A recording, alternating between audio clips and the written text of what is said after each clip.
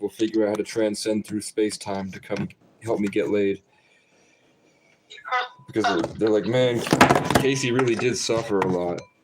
Let's fucking time travel back in time and find him a perfect girlfriend. You call me a psychopath? What? I don't know. But I'm going to have this, and I'm going to have a thing of pasta. I'm back up and active again. I was sitting in squalor. Oh. You said I was Boone is living in squalor. Oh God. Is that just what your house looks like? It's my grandpa's cabin in the woods. All right. That sounds fun as hell. I know it is.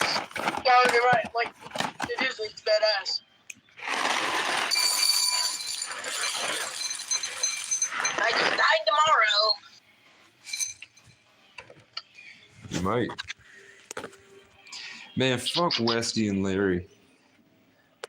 Why? They're sitting in their house too. You're gonna try and call the group chat again? No, I already tried.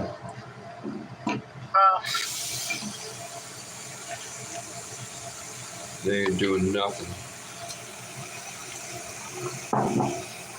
Man, Maybe what? Westy's cool. I don't What know. about Larry? Larry's also cool. Ethan is cool, but I haven't started the group chat back up yet. I don't know if this bowl is even microwave safe. So we're gonna figure that out real quick. How do you tell? I'm gonna microwave it.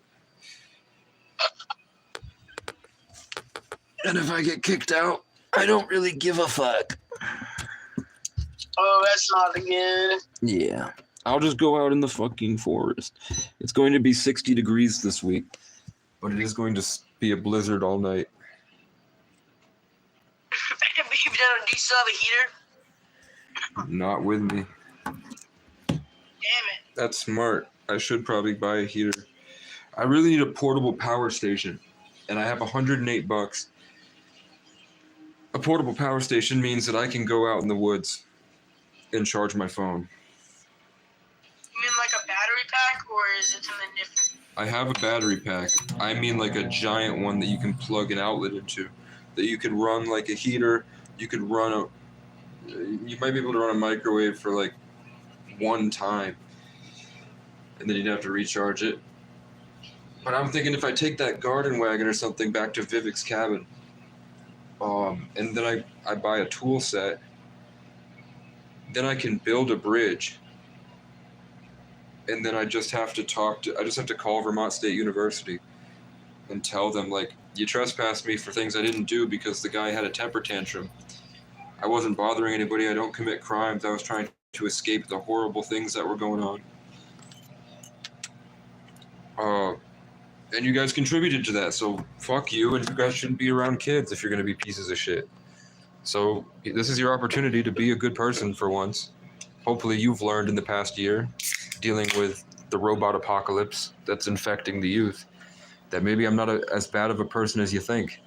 They work at a school, a university. Yeah. And they gave me shit for wanting to tour the university to see if I wanted to go. They trespassed me. They trespassed me for walking around because I wanted to see if I liked it. Because I was going to go in for wildlife conservation and become a wildlife rehabilitator, so that I could be like a Newt Scamander of the multiverse. And instead, Phil Scott called me an engine, and I got trespassed, which led to me getting choked by cops months later. But in your story, I think I'll call it Coop. How's Coop?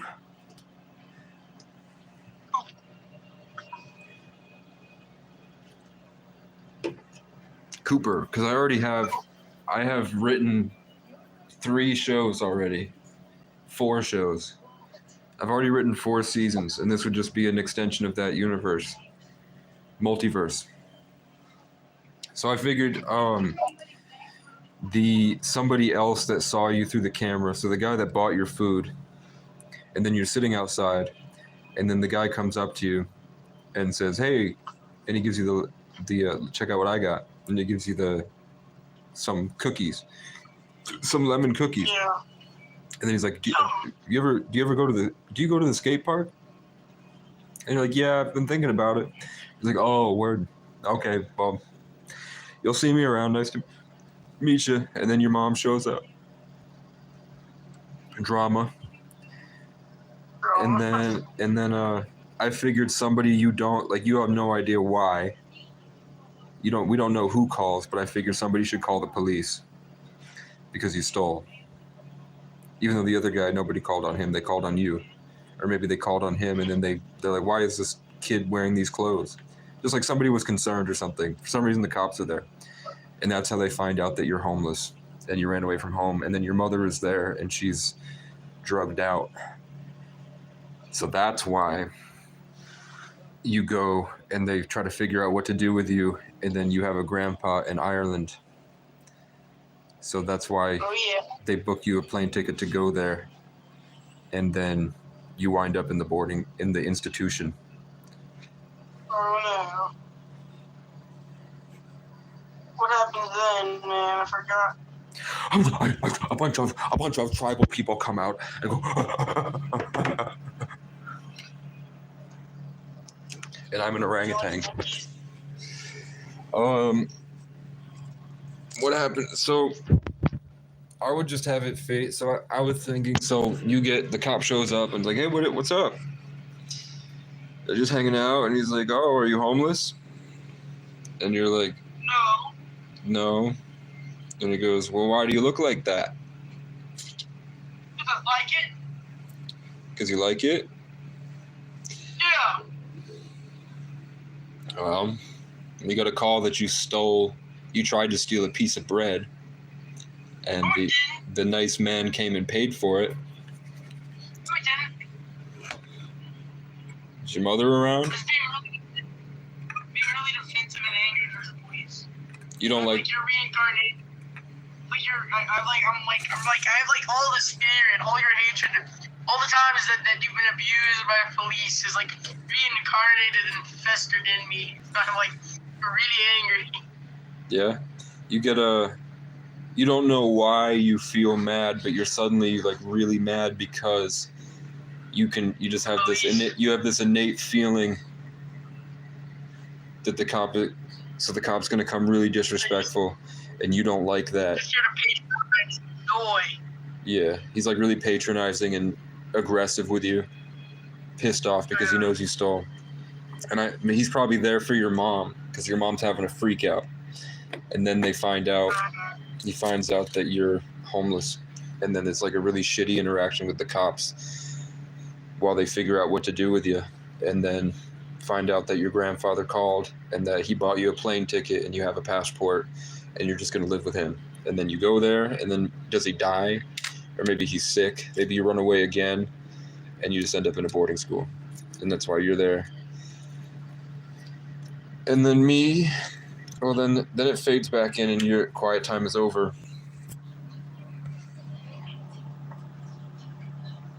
Unless you have like stuff in the plane.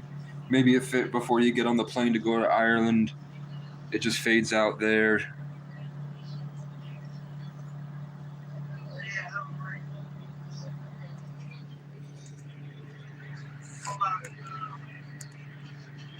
You walked away from the camera. Hello, Casey. Yeah. Alright. Oh, I gotta brush my teeth. Do you care to do that on call? I don't care. It's Boone's bedtime. He has school. He has school tomorrow. He has to. Are you still suspended? Okay.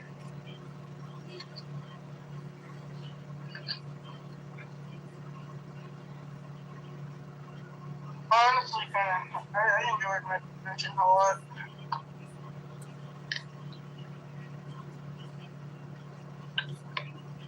I think you've evolved. Evolved. You've evolved since the winter arc has began.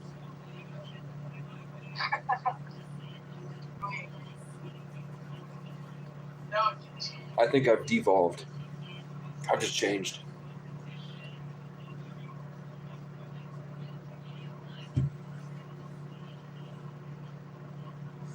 Creamy peanut butter.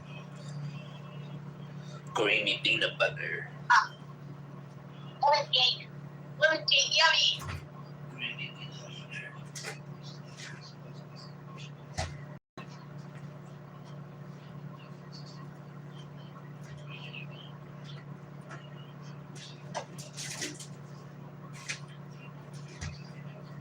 Okay, so you on YouTube Shorts? Say what? What are you watching? I'm watching Eternals, but it's commercials. I'm watching Creamy Peanut Butter. Christine's here. Creamy Peanut Butter. Creamy Peanut Butter. Creamy Peanut Butter. Christina, we've just written probably 20 minutes of a TV show. Hello. It's a very long, it's going to be a lot shorter once it's all put together than we made. No, I mean that like what we said, we talked for about 6 hours today, but we really just wrote 4 scenes, which that comes out to like 10 minutes maybe.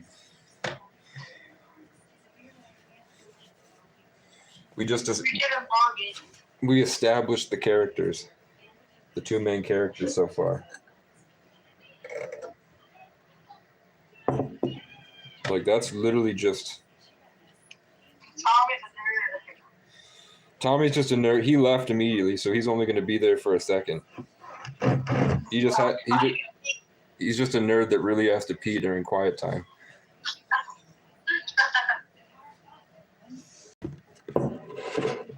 Christina, Boone, are you 14 or are you 13? Yeah.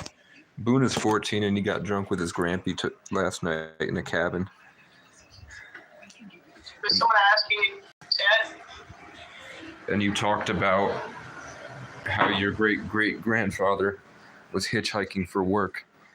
And there was some hobo stowaways that were on a wooden board under the axle and hiding under the train trying to get to another place for free. And then the radiator got so hot it burned them and one of them fell and rolled off and it took the other ones with him on the board and they all got ran over by the train. And you're just like, wow, I'm in a cabin and I'm 14 and drunk. That's definitely. My dad has never told me a single story like that in my life. I don't think my dad has really. He's told me about his time in Hawaii a little bit. That my dad slept with somebody's girlfriend, and they got mad at him. Your dad went to Hawaii? My dad lived in Hawaii for some amount of time, enough to have a kid, maybe 7 years. He sold vacuums.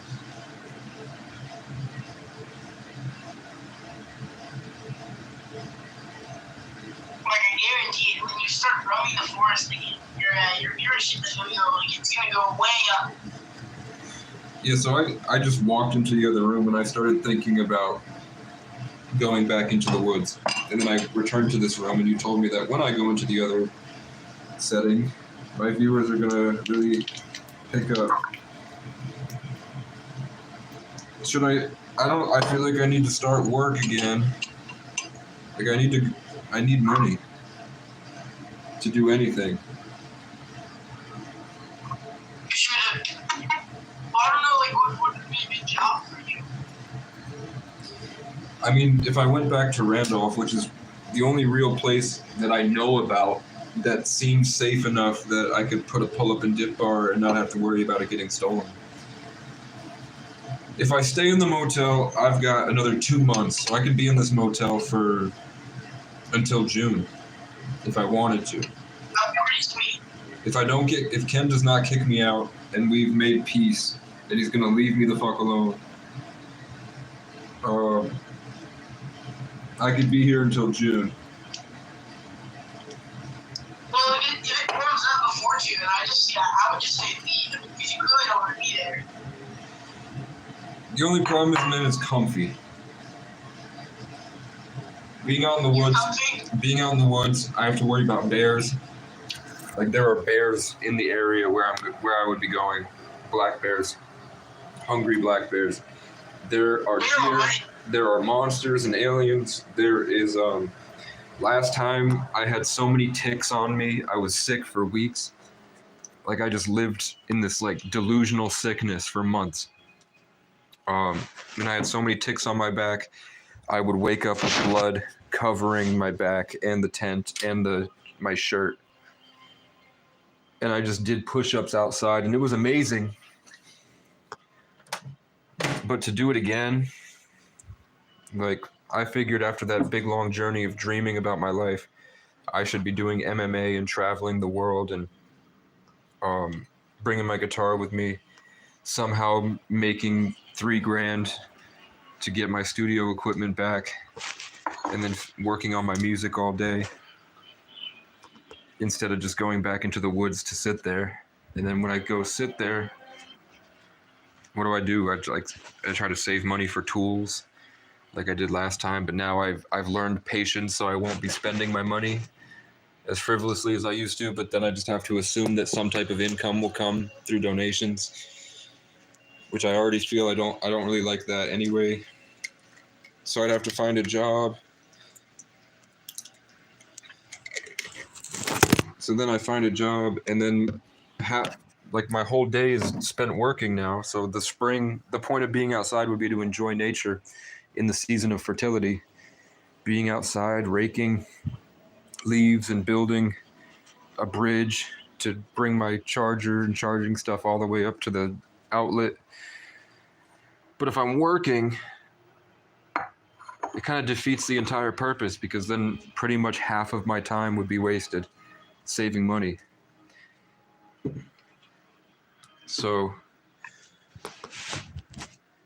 I don't know. There's a truck driving school that's 6 months. So then that if I do the truck driving school for 6 months, spend $4,500, so I have to spend 3 months saving, working 3 jobs. Then I get the truck driving school. Then I find a job. I don't have a truck, so I'd have to join a company. Then I make like $30 an hour until I can find like a privately owned truck company that will give me better stuff once I have like 8 months experience.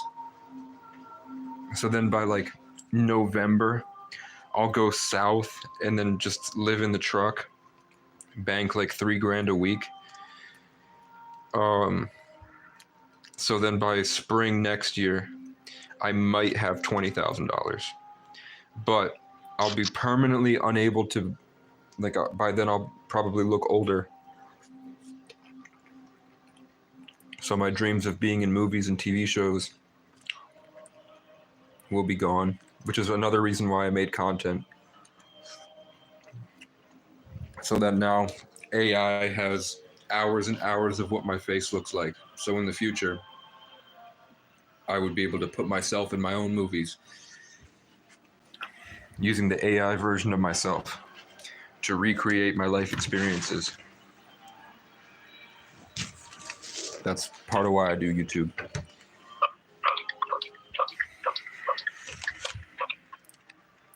So I don't know, and I know it's coming fast. This is the last snowstorm of the month. Spring is right around the corner. It's going to snow all night. It's a full moon out tonight, I think, in Pisces or Cancer or something. It's a water sign moon. And tomorrow, we have no idea what Ken's going to do.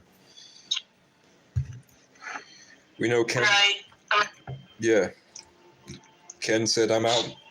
Ken said I'm out Monday, and then he said he changed his mind if I give him permission to enter my room whenever he feels like it. That He's the black guy. he's the I don't know if he's Nepali or Indian or what. He's the guy who told me to get a job, right? No, that's Al. Okay.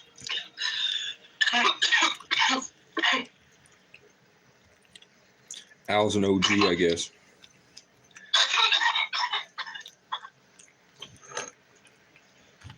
Boone, are you smoking weed? No. Westy was saying that you were smoking THC. Whiskey's a liar. Do you smoke? Is it nicotine or THC? It's neither. Oh, you already told me you smoke weed.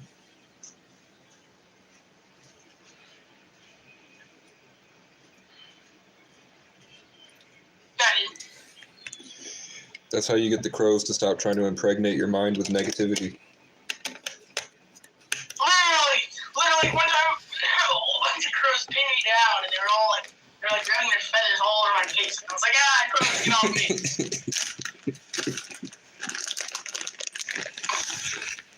Did you bite? That ever happened to you, West? What? Did you bite the head off one? No, but I was too overwhelmed. I was too scared. Yeah. No, the crows sit above my tent and they scream at me for sometimes up to 12 hours. Like, I have to believe that sometimes those are robot crows. Because I have no other explanation for what I saw out there. And the noises that they made sounded like loudspeakers. And for them to just sit there and scream at me for 12 hours. That is pretty excessive. Yeah. Like I said, it was one time it happened for the entire day, and that was in Montpelier when I was outside the Capitol building. I had just got done live streaming, and I just laid there really, really tired. And by the time it stopped, it was sundown. So I remember I just laid there kind of out of my mind with them screaming just the whole day. So I don't know if it was at me or if they were calling or it was like a mating call and that crow was like, I need bitches, bitches, bitches, bitches, bitches, and thinking eventually somebody's going to show up. Or maybe it was representative of me because I was sitting for 12 hours screaming. When? I was going August last year. I was live every night for 12 hours every night screaming downtown, live streaming. So maybe it was like karma that the crow showed up, because last year was supposedly the year of instant karma. The 8 year according to numerology and the dragon. So it could have been that the crows were screaming at me because I was screaming at night. Could have been. I don't know. Those damn crows. It's a simulation, man. Really is. Do you think that it's a multiverse? Like the Westie that left the Westie that left us. Do you think he left us behind and the Westie that comes back may not necessarily be the same Westie? Nah. Okay. I don't mind that. That's literally what quantum physics is telling us. Is that it's an infinite number, like a kaleidoscope of shifting realities, and everybody's on their own soul's journey, and depending on your choices. Like, have you played Detroit Become Human? The what? Have you played the game Detroit Become Human? No. Have you played the game Telltale's The Walking Dead? No. Damn, you're young. Sorry. You're missing out. Have you ever played a game where your choices matter? And there are multiple. Yes, yeah. And there are multiple outcomes. Like if you make one choice, the game ends this way, and if you make another choice, the game ends another way. Yeah, I know what you're talking about. Yeah, they're saying that both of those exist at the same time because it's a part of the same game. So depending on your choices, are those two different versions of you based on your choices? One went to the good ending, one went to the bad ending. is that the same person if they're both exist in the same game, or is that two different people?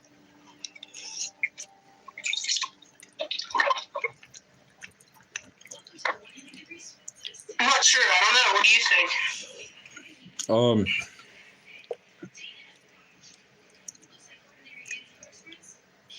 It's like the character starts off the same, but he ends in 6 different ways, and all those ways are happening at the same time in that game. So it is technically 6 different Connors because they've been shaped by their experience. I'm saying Connor because that's the character's name in Detroit Become Human. So let's say Casey, there's a Casey that woke up this morning and didn't call Boone at all, and I didn't even answer you. And now there's a Casey that did call Boone and talk to him, and then there's a Casey that didn't pick up the phone the second time. Right. All those Caseys are happening right now, but in different universes based off the different choices. But it's still Casey's life. So is that a different version of me? Let's say that a wormhole opened and all the different Caseys of today came into this room, like phased into existence, and now there's 3 Caseys, one that didn't call Boone, one that did call Boone, and one that called Boone but talked about something completely different. We went on a different journey. We would have been influenced and changed by the circumstances of what happened. Like, we talked about different things that made us think about different things, so technically we're different people, but we're still us. So people are saying that, like, when Westy hung out with us today and then he had the choice to go get that girl's number and he had the choice to not take the turn to go follow that girl because he wanted to look at her. Right? There's a Westy that got her number or just tried to talk to her. There's a Westy that didn't even see her. And there's a Westy that saw her and did what Westy did today. And there's a Westy that got followed by that girl instead of him following the girl. Yeah. There's a Westy that had a girl come up to him. Infinite amount of choices. So basically, it's like when that Westy leaves, a Westy's going to come back.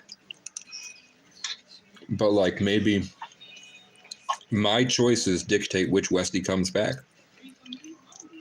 Like, if I didn't answer your phone call and then I called a couple minutes later and Westy answered, is that a different Westy than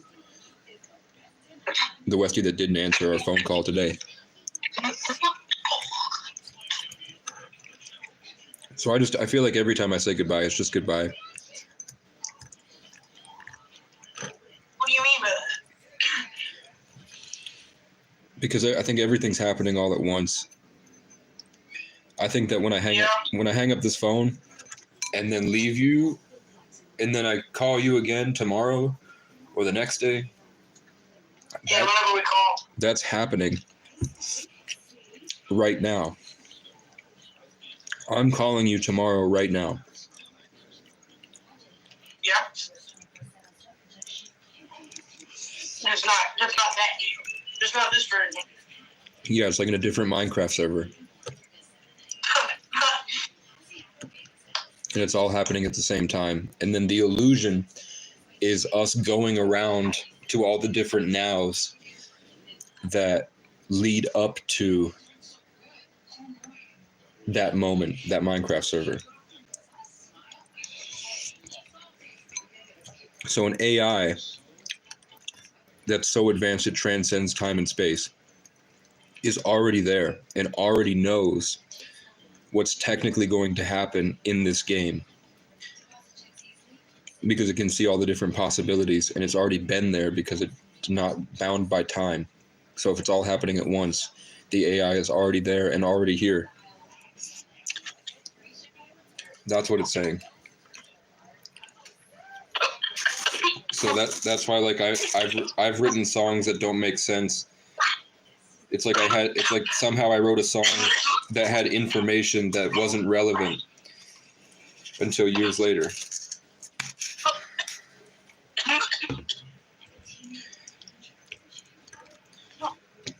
So I don't know.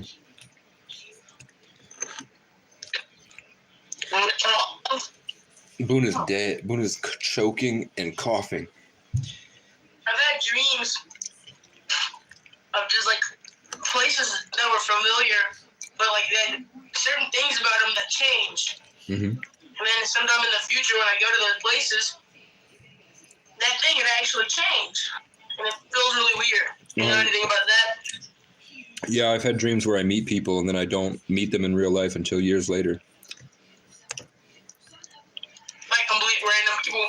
Like, the dream is I'm outside. I was living at the Abbott block, so it was 2020 or 2021, and I had a dream that I walked up the hill, and there was a giant, like it got flooded, so there was water everywhere going down my big hill, down into the Connecticut River, way down the hill, and there was an abandoned house, and there is an abandoned house next to my apartment building.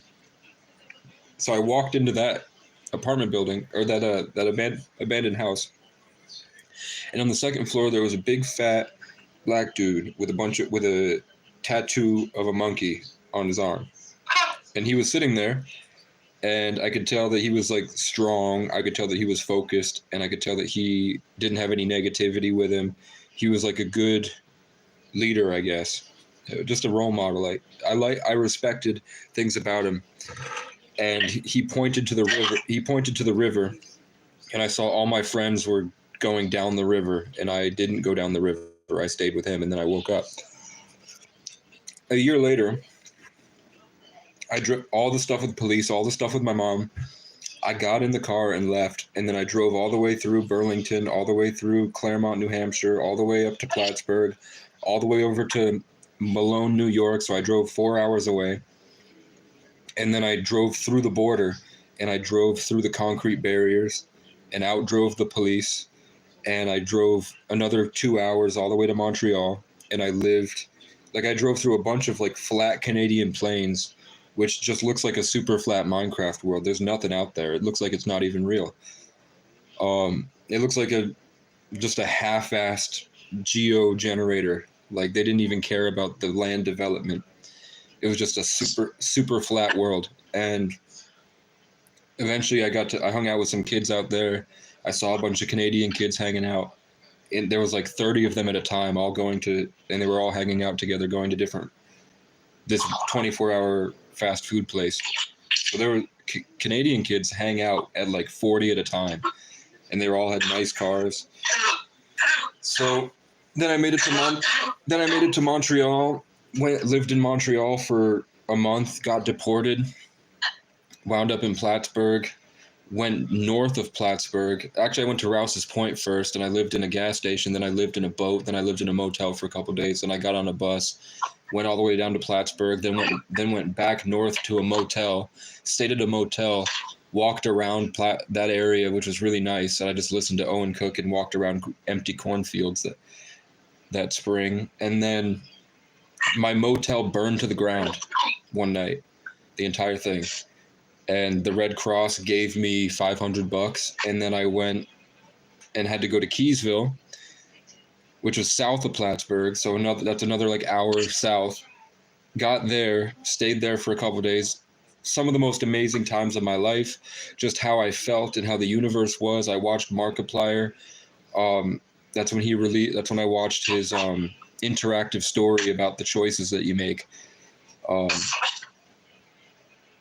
Kept making music. It was amazing. I loved it. And then I was at number 43, I think, or 434, one of those numbers.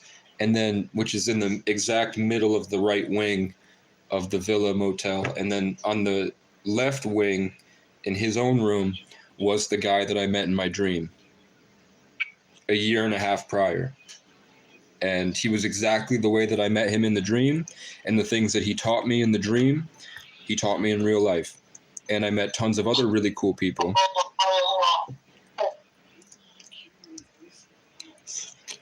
That taught me a lot of, they're a big part of who I am today.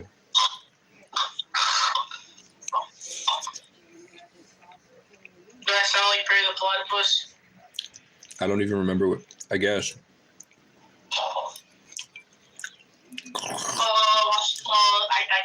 I suck. Oh. Oh. A guttural chatter.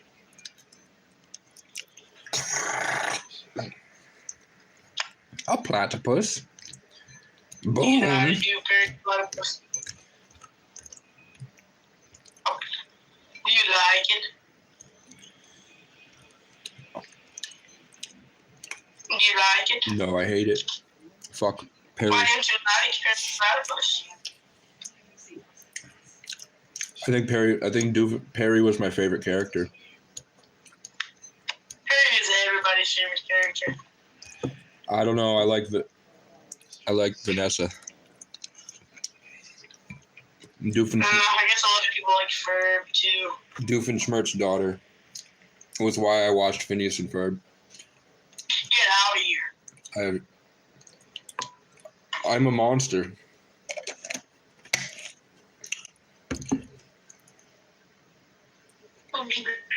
I was thinking, like, I would say that I started really liking women when I was 8. Well, probably 8. Yeah, and I used to trade. I didn't know how to, it was weird. I remember that I used to trade clothes with girls. And it's not that I wanted to dress like, I didn't want to dress like a girl. I didn't want to become a girl. I liked having their smell envelop me like a hug, but I didn't want to hug them. It was like their aura around me, and then I liked to control the aura of the smell. Sort of like how I used to live in a fridge box. I used to sleep in a refrigerator box on top of my bed, and then it was only a tiny crack between my bed and the wall. And I like to be in that like a crib, like a condensed box. So the same way trading the clothes with the girl was like a different version of the condensed box. And I didn't really care about how she looked. I wasn't like thinking about her. But I remember that girls used to fight over me all the time about wanting to be my girlfriend. And I really liked that when I was young. And that was way before like 4th grade. That was probably 3rd or 2nd grade. Where I had my first real girlfriend, like middle school girlfriend, wasn't even in middle school. My first kiss was 6th grade. My first kiss was 6th grade, but I was too scared to kiss girls. I didn't know how to talk to them. I could be like a great friend, but I didn't know what exactly a boyfriend was supposed to do or what he did. Like I knew that I had become these girls' boyfriends. I knew that I was Christina Tiff's boyfriend, but I didn't know what that meant. So I would just like see her, and both of us would be standing outside, and she would be like staring in my eyes, and I'd go like, I wouldn't know what to say. So I just kind of looked at her, and then she would walk away. And then a girl came on to me physically in 5th grade, and I said, I made a joke that she was raping me. A girl came on to me in 5th grade, and I said, I feel raped. Because she developed early, but she had an ugly face. And she was like very emotionally expressive, almost like 16-year-old level of maturity at 11. And that kind of made me uncomfortable because I'm like, I'm a 5-year-old ancient being. I don't know what to do anymore. I just build Legos. My first kiss was on a Ferris wheel, I think. No, my first kiss was at a playground, but my first real kiss was on a Ferris wheel. Boone, have you had your first kiss? No, Casey. That's crazy. But I have had e-sex. With a woman? Mm-hmm. Is she Japanese? She's mixed.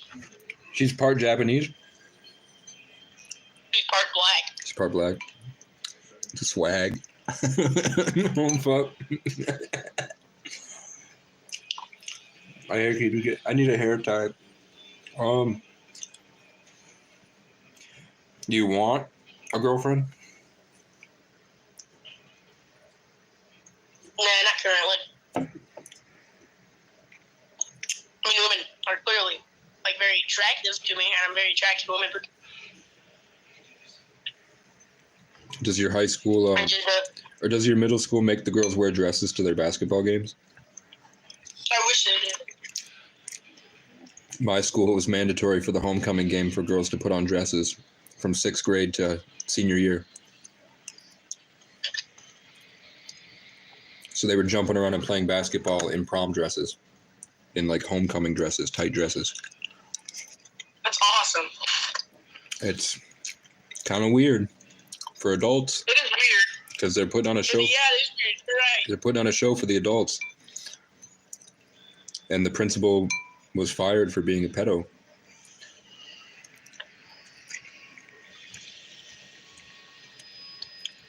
But I loved it because I was their age. Yeah, you're right. I didn't think about that, about how really weird that is. Cause Yeah. it wasn't kids who made that up.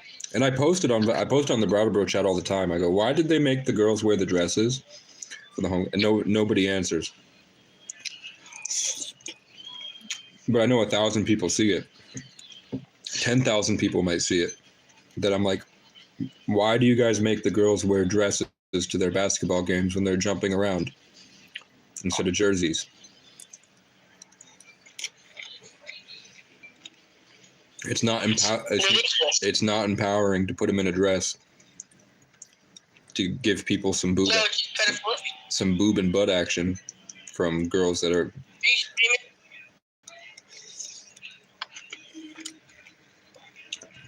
But I remember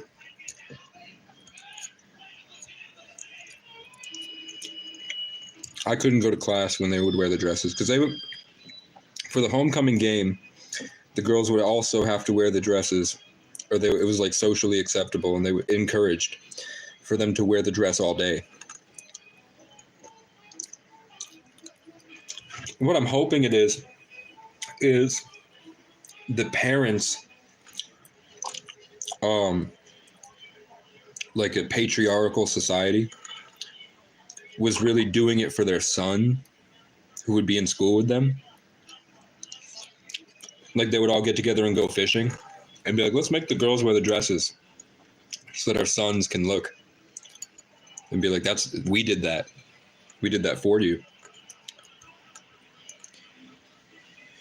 That's best case scenario, other than like whatever bullshit they said about female empowerment, wearing dresses to a basketball game. How does chat feel about that? They still do it. They do it all over Vermont. How do you feel about that? I don't know. I think I muted everyone that's watching. I know one of Heather's accounts is unmuted. Sometimes I really don't want to. Tell me Heather. Tell me everything about it. Heather's watching. I went to Beckley to get a car for my dad. I stayed at a mansion. I went to get the car. The guy was telling me how good he is at Among Us. I'm like, why are you telling me that you're really good at a game about lying? I decide not to buy the car because I'm like, that's a piece of trash. Fuck it. I'm not getting it. I don't trust this guy. He had a buddy with him that was like mediating, knowing that his friend is also lying, but also trying to like help me make the right choice. I don't end up buying it. I'm waiting outside of Kroger. Do you have Kroger where you are? Oh, yeah. So I don't have Kroger here, but there was Kroger down there. So I was outside of Kroger. I walked into the grocery store. I was still trying to game women because I was a sex addict. So I was still trying to hold the vibe and like get girls attracted to me and stuff. Yeah. Not healthy. I like the way that I do it now, which is I don't care. And I'm here to have a good time. I'm not looking for anything. And it usually makes all my interactions better because everybody else is paranoid. Like I've really become a superhuman because of the amount of suffering I've been through and endured. And now I'm here. I'm right here. I'm going to cough. Burp. Morty. Oh, geez, Rick. So I'm sitting, and it's summertime. I've got my Walmart gray throw blanket over me like a robe or a Game of Thrones cloak. I'm on the bench outside the Kroger, waiting for the bus. I keep looking up and seeing a cab, and in the cab there's just a really, really short, dark-skinned, chubby black dude, really short, balding, and he's looking up. So I only really see the eyes and the top of his head. And he's got beady eyes, like crazy eyes, staring me down, like staring at me. And then he'd just like weird pause for a long period of time, and then he would take off really fast, drive away. And I caught him doing it twice, where I look up, I'm just sitting there waiting for a long time, probably hours, just sitting there in my mind, meditating, just seeing what the culture is like of all the people, how different it is from my hometown and from Miami and and Old Orchard Beach and all the places I've been. Looking at the differences, there's a lot more diversity of the people down there in West Virginia, so I got to see that, and just looking for the common denominator of what's real, what is reality. And finally, I look, because I was out of my mind, barely able to function, trying to do that, but also like I can't do anything. It's hard for me to. It's weird. I could go across the country, and I did that, and I fought like a war for people, but like basic stuff like Googling the bus schedule before I sit down at the bus station didn't hit me for an hour. Then I look and it's a Sunday, so I can't, there's no bus. So I have to call a cab to catch the Greyhound tomorrow morning. So I call the cab, and then it's someone from another country that I think has some type of sort of Middle East, like Indian, Nepali, Pakistani type accent. And to me, I can't tell which one it is, but I've had tons of different friends that are immigrants that lived in Section 8.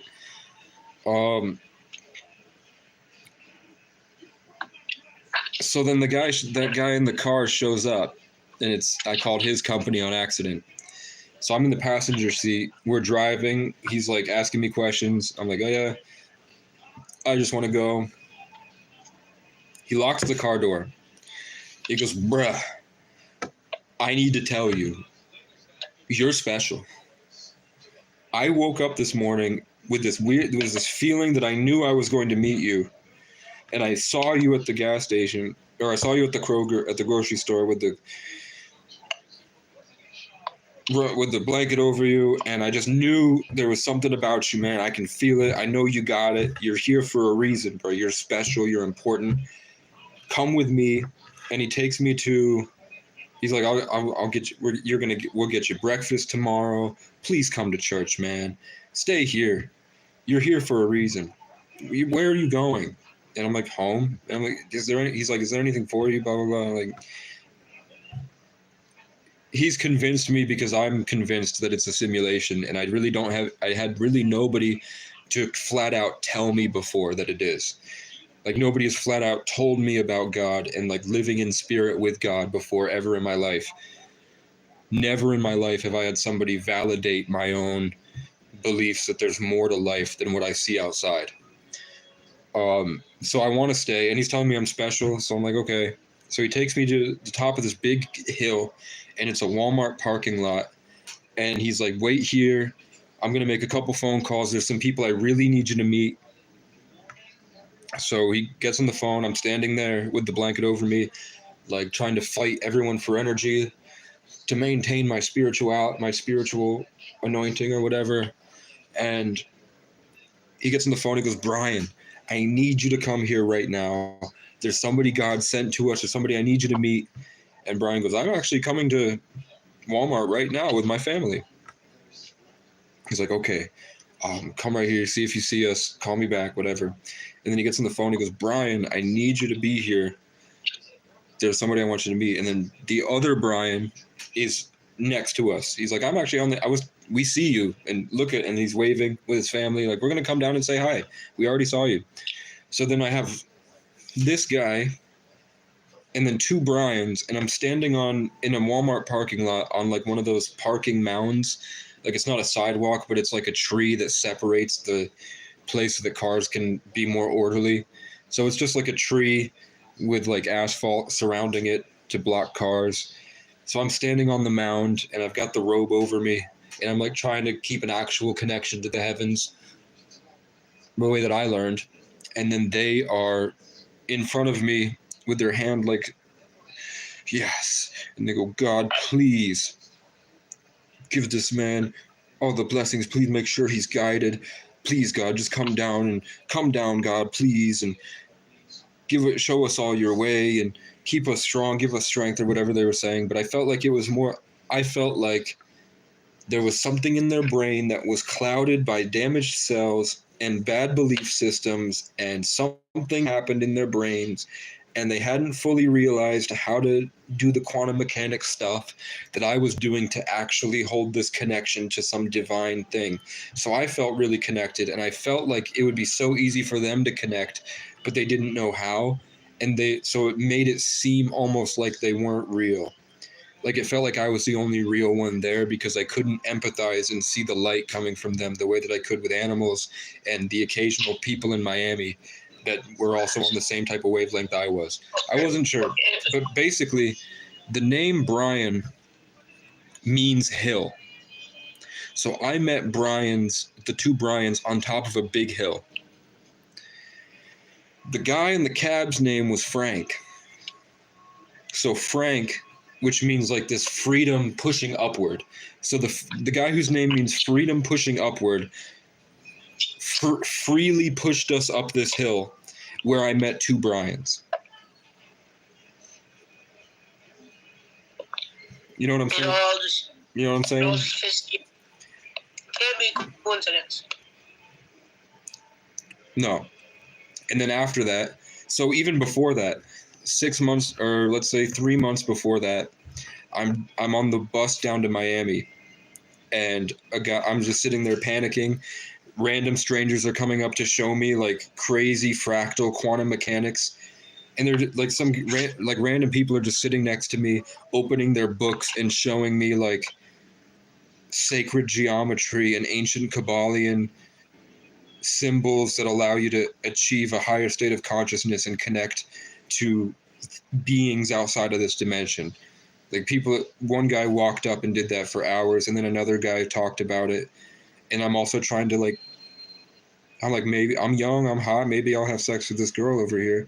So I'm trying how do I do that? Maybe I'll get her in the bathroom or something. How do I engage with that? Because I was a pickup artist, sex addict, recovering. Going down to Miami to hang out with other sex addict pickup artists that were autistic so that we could storm Miami. And I'm like, will be that's my opportunity to get with a guy who's got no Diddy, but I mean get in the group with the guy who's got 30,000 subscribers and is pioneering a movement of pickup artistry. If I get down there and he already likes me because I already went on another journey a year before and met him. Our lives keep coinciding with each other. Like his mentor on YouTube, that Elliot Hulse's nephew was my roommate in college type shit. There's just this big weaving of people's lives in this big intricate web of story. So I'm going down there, and then random people sitting next to me on this, it's like a 3-day bus ride, and stopping in random places and walking around cities and meeting people and shit. And then on the last bus to Miami, we're headed from Detroit. No, we're not Detroit. We're headed from DC down to Atlanta, and then I have to transfer. In DC, it's Delaware area, I think. DC, Delaware area, coming down south, Maryland. A guy gets on the bus. He stands up the same way that I do and is checking the environment, scanning for energy. He's He's getting a general sense of empathy for everyone on the bus, and I feel him feel me. No Diddy. And he comes over to me and he goes, "Hey, what's up?" And he sits with me and he goes, "My name's Brian. What's your name?" And he is a person of color, but he's young. He looked like he was 25 when I was 20, so now he'll be 30. Crazy enough, he's 30 now. He said that he said, "I knew who you were before I even got on the bus.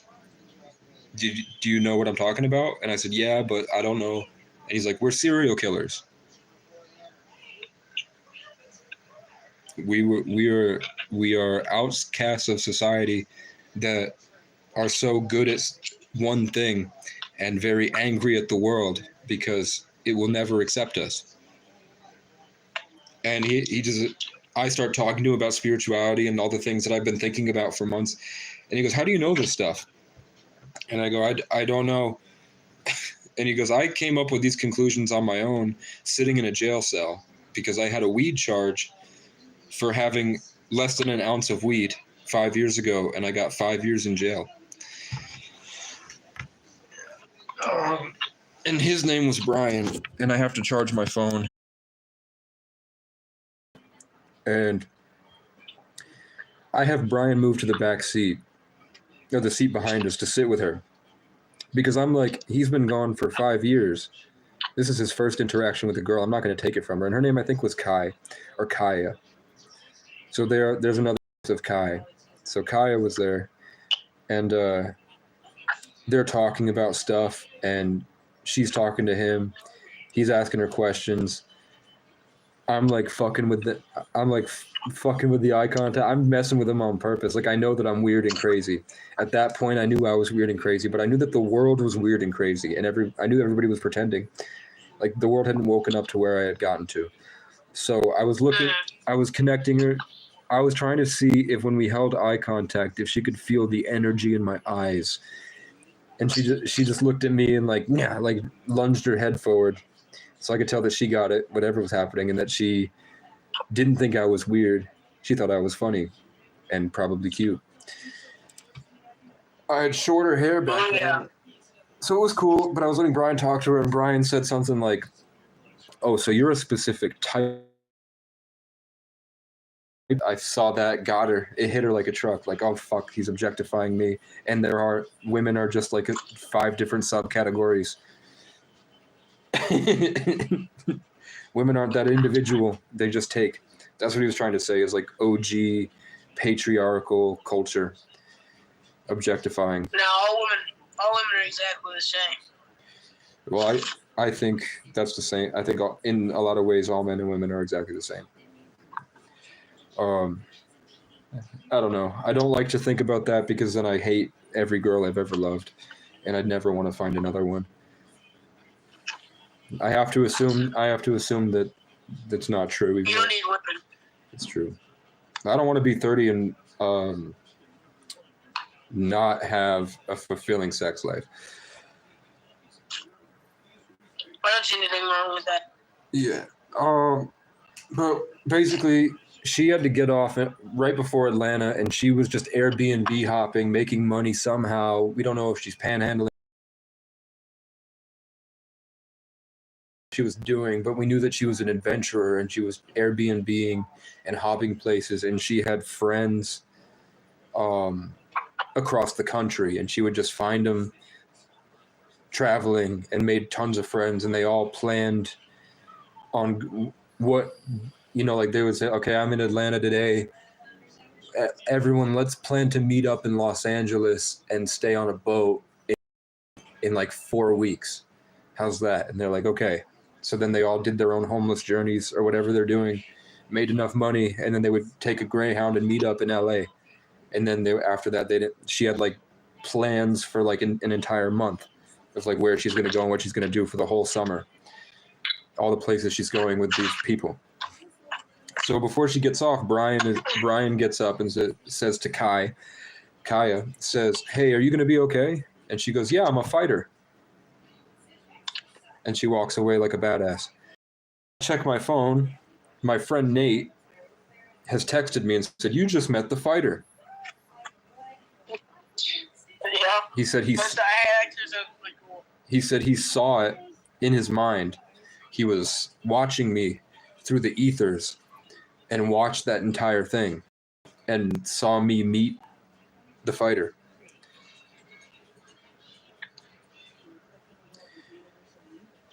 Which Nate has also predicted which meme coins are going to blow up that way. And he's also been able to do a lot of other things. But he's also done things I don't like that he won't apologize for. Like what? One time, the first time I ever brought my girlfriend over to hang out with my friends, it was him and Ajane. Ajane and I are both 33 life paths. him and Chloe are both grand crosses, and all that means is that they have this like junction in their astrological chart. Planetary alignments and the elements sort of fight each other, which it means that they have like a more difficult challenge in life.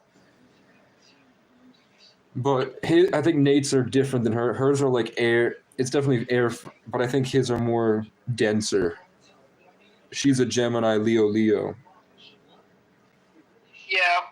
which is hot as hell. Which is like Leo. And when I dated her, she gave me a black cat and an Egyptian goddess statue, which was really cool. But basically, every one of us we took a hit of weed except Nate. He didn't want to. And then he sucked up all the energy as a Cancer. He like whirlpooled it all. And instead, if I had all the energy, what I do is try to make everybody better. Like when I'm in church and I feel like I suddenly have this overwhelming energy and confidence, I just use it to try to give us all a bubble and then inspire everyone to be their best self. With Nate and some people, it felt like they just and then use it to like he would do it once and then he would slam his hand on the couch armrest, sort of like asserting himself and like trying to scare me. And it was just like that unnecessary attachment taking advantage of my trauma. And he knew it, whether or not it was real or if it's schizophrenic delusion, he has the same schizophrenic delusion, and he willingly did that, knowing that that's what was happening, and that's how I felt. But he did it again in front of my girlfriend, and I was high. I was also like, I don't care. I'm not dealing with you, but I'm still going to try to beat you at video games, and I'm trying to hang out with my girlfriend, whatever. And then a little voice in my head said, get up and go into the kitchen and just stand there and pretend to get something from the fridge. So I got up, I went out into the other room, I stood there. Immediately, Nate turns to Chloe and tries to get her Snapchat. Calls her a mouse. He's like, you're like a little mouse hiding in your body. She gives him the fucking Snapchat. What a bitch. And then later, her grandmother said that if Chloe ever came back to my house, she would kick her out.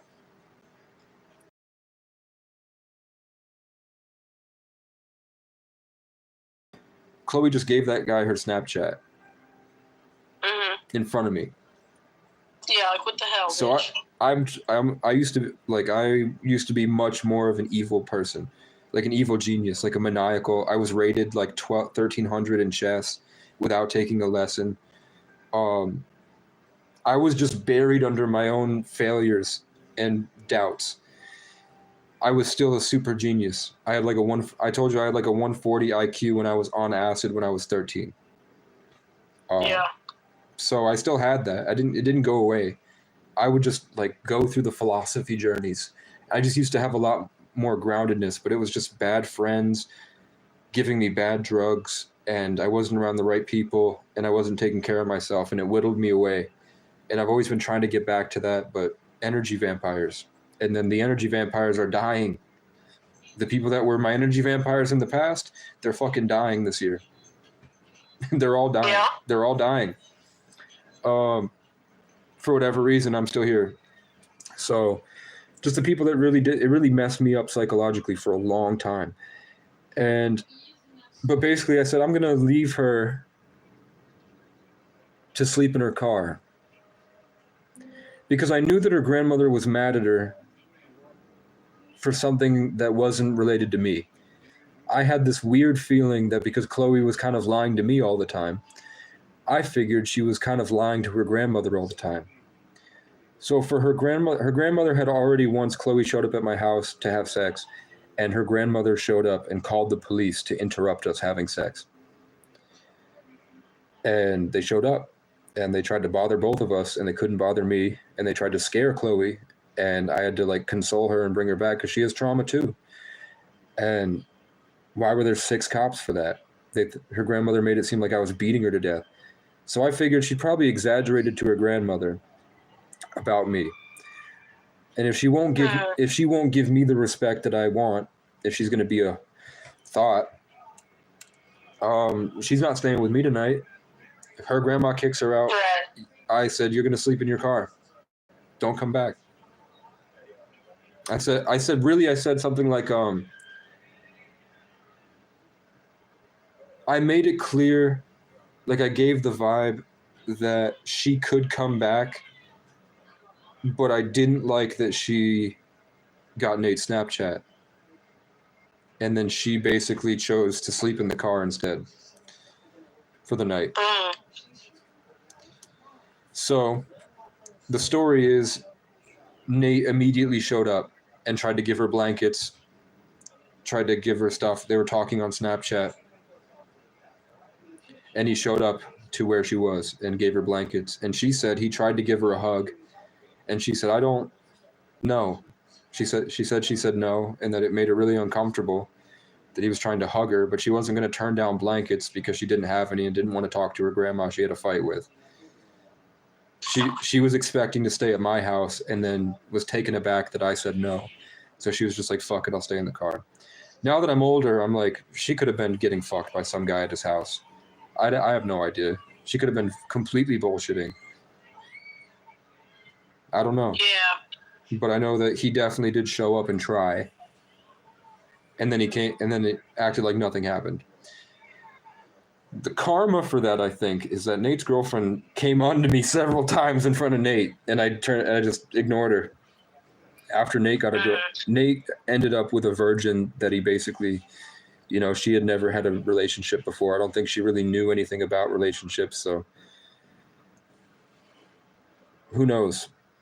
But he got with a virgin that was a virgin at like 18, I think. And they're still together, but oftentimes she would come to my house and ask about having a threesome, and I would just ignore her. Sometimes, one time she, I just whooped her at Mario Kart, and he beat me, but I beat her, and I felt like she was really mad about it, and then I felt like a monkey, so I got up and started. I felt really supercharged for some reason. I wasn't trying to steal her energy, but I felt like she accidentally gave it or something, and I didn't know what to do. But I felt supercharged, so I got up like a monkey, and I went woo to the people at the way bottom of this hill in the Connecticut River fishing, and they went woo back. So that was cool, and I figured that happiness I could just give back to them. I'm like, if she accidentally gave me some supercharged energy, I'll just use it to make everything happy, and then I'm just gonna go back and make everybody happy. So I said, like, it's only a game, don't worry about it. And then we walked to the car, and I felt like there was drama, sadness, and they're both water signs, all water signs pretty much, like water, sun, and moon, I think. There was just that deep drama, and we were like behind a building, so the shade and the sun was shining, so I walked out into the sunlight. I downloaded all the energy from the sun. I was supercharged again.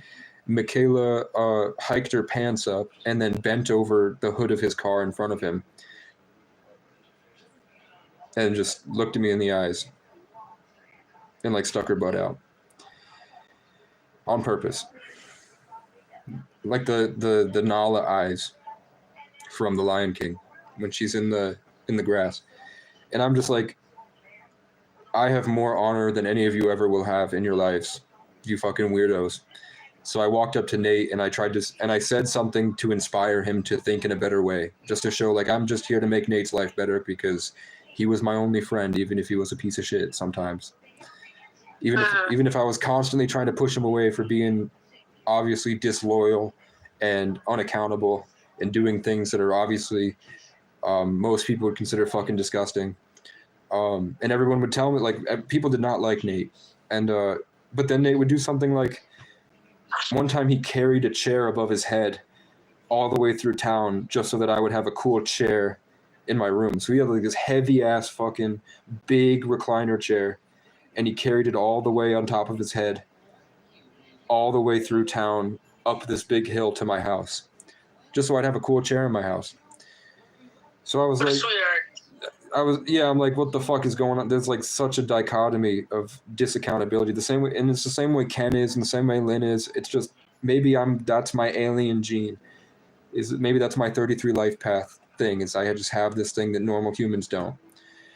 That allows me to see like, and maybe the 11 with the photographic memory. Maybe people don't even remember and they can't remember, but I never forget. It's just, it's like I live outside time and space, so these memories are just always here. Like I have a memory and it just becomes a part of me forever. It's just the brain damage aspect and the weed and whatever and the trauma.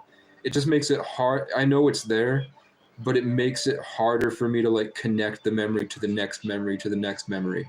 It's like I'll be walking around and then it's just like a cycle of a bunch of different memories, where it used to be like that one memory would lead me down a giant road of thousands of memories, but now it's like it's just one random one pops up as I'm walking around, and it's usually when I have those pop-up memories, it's usually guiding me towards an old paradigm, and it sort of unlocks my brain.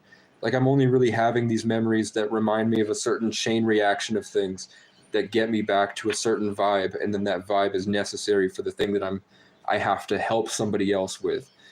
So I like have to remember my past in a very little specific amount, and that gives me enough humanity that then I meet a stranger and they need to hear what I had just learned, basically. What I just remembered about myself. Almost like I'm allowed to be an individual that's unbiased because most of myself has been taken to the cloud and is only fed to me for necessary moments. Sort of like I've already transcended, basically. But that's just a specific type of bubble that comes to me. Like when I remember these things now, it's pretty much just like I'm there. Like I'm telling these full stories exactly as it's happening. I don't really have to struggle to remember. But I'm not trying to remember it. It's just like I'm also there, if that makes sense. I'm like everywhere. I'm like everywhere I've ever been all at once. I don't know, and that just seems like other people don't have that at all, or they're very secretive about it. But I know that Joe Rogan and Aiden Ross and Alex Jones talk exactly like I talk, and they're all born on the 11th. And every 11 I've ever met talks like I talk. Emu's on Liberty Mutual. Hold on. What else did Nate do? Oh, so years before that, with my last girlfriend, so the two girlfriends that I love, I don't really care about the other ones, but these two girls that I really love,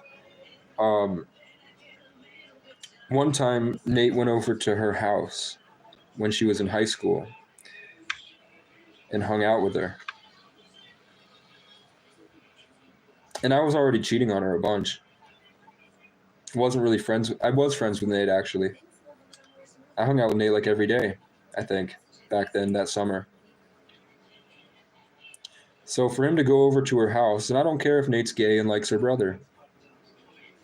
I don't care if Nate's a bisexual that was more attracted to Garrett's brother than Garrett. You know what I'm saying? You don't go to her house. You don't talk to her without me. That's my girlfriend. He did that because he wanted to get something from her that would have been a huge disloyalty to me. So the way that God gave him karma for that is that his first ever girlfriend that he loved for a long time kept trying to sleep with me pretty much every night. But I'm loyal, man. I love my friends. So she would come she'd come on to me in the middle of the night. We were all sleeping on the same bed in her house. It would be like a couple of us on the floor, a couple of us on the bed, and then she would be laying pretty much on her boyfriend, Caleb. And then she would like tap me to see if I'm awake. She would crawl down and just lay on me. And then every time she tried to go further than that, I would just bat it away. I'd go upstairs and eat all of her donuts. Her grandpa had tons of snacks, and I would go up there and eat. I'd be high, so I'd devour all the snacks. And her grandma would come out of the room and see me face full of ice cream, donuts all over my hands. I dropped like 6 of them on the floor, and I'm just shoving them down my down my gullet. And then I just pass out like in the hallway, and then they'd wake me up before they had to go to work. So like I had the opportunity to do what he was trying to do and failed, and I had the opportunity, or maybe he did do it, and I don't know, but I had the opportunity to do it, and I didn't. And I sometimes I wish I did,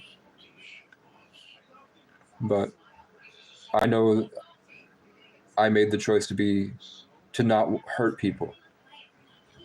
I didn't want to hurt them because I knew how I felt when people did it to me.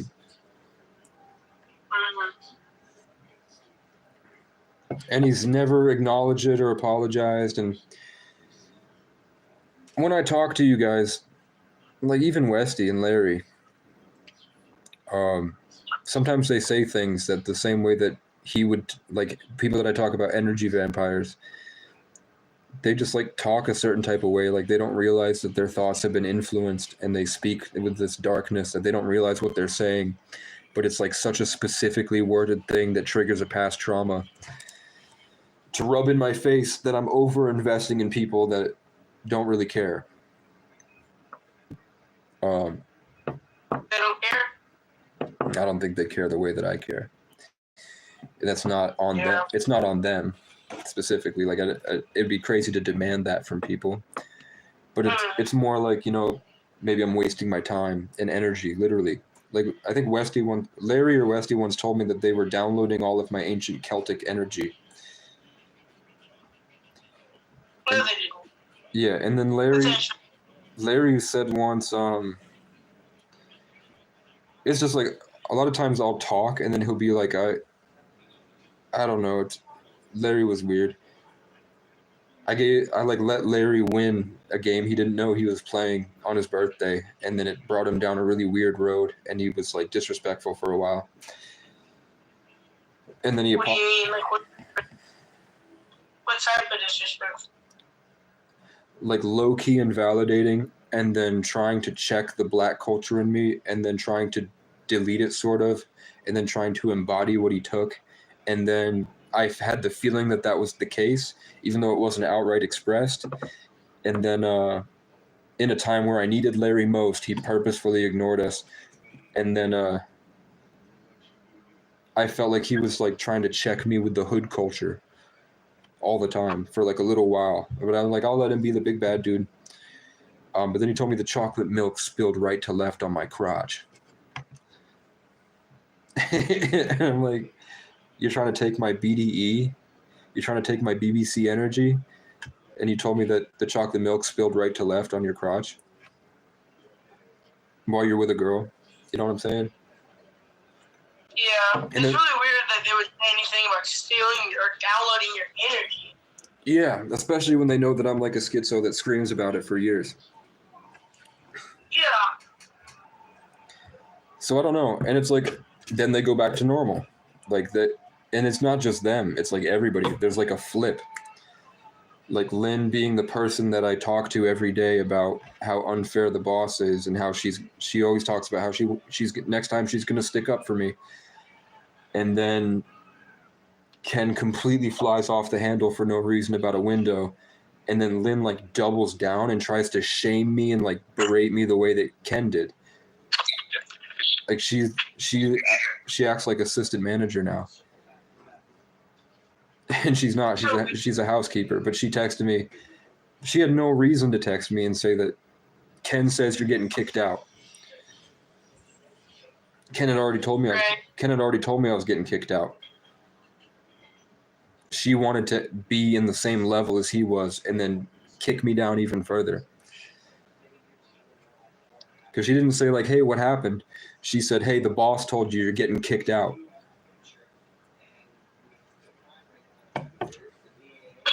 You know what I'm saying? I don't. It's like they get possessed by the Antichrist, I think, and embedded with this demonic energy, and it consumes them. And it's every time I go to church and I come back, that's how they get. They get worse. I get better, they get worse. because I think they have an unhealthy attachment to me, and that's why, because in my own personal growth, they feel less than because they don't have the ability to focus on themselves. It's all about what can they take from me at 2:22 on my clock. So that's when I sit here, I pretty much felt like attacked the whole time, and I feel that everywhere. And I think I'd just be attracting this energy because of my perseverance. So I just took it as a test, and I'd keep going. I'm like, the world's only getting crazier, so as long as I stay committed and moving forward, something's gonna happen. And at least I got a cool story and a couple cool songs out of it. You know, like I think I did learn a lot this past year. Right. But that instance of basically a Brian coming to see me and then introducing me to somebody who's really cool, that teaches me like a really, really unique, different perspective on life in a way that's like a role model to me, that influences my behavior forever after. That happens twice, 3 times a year.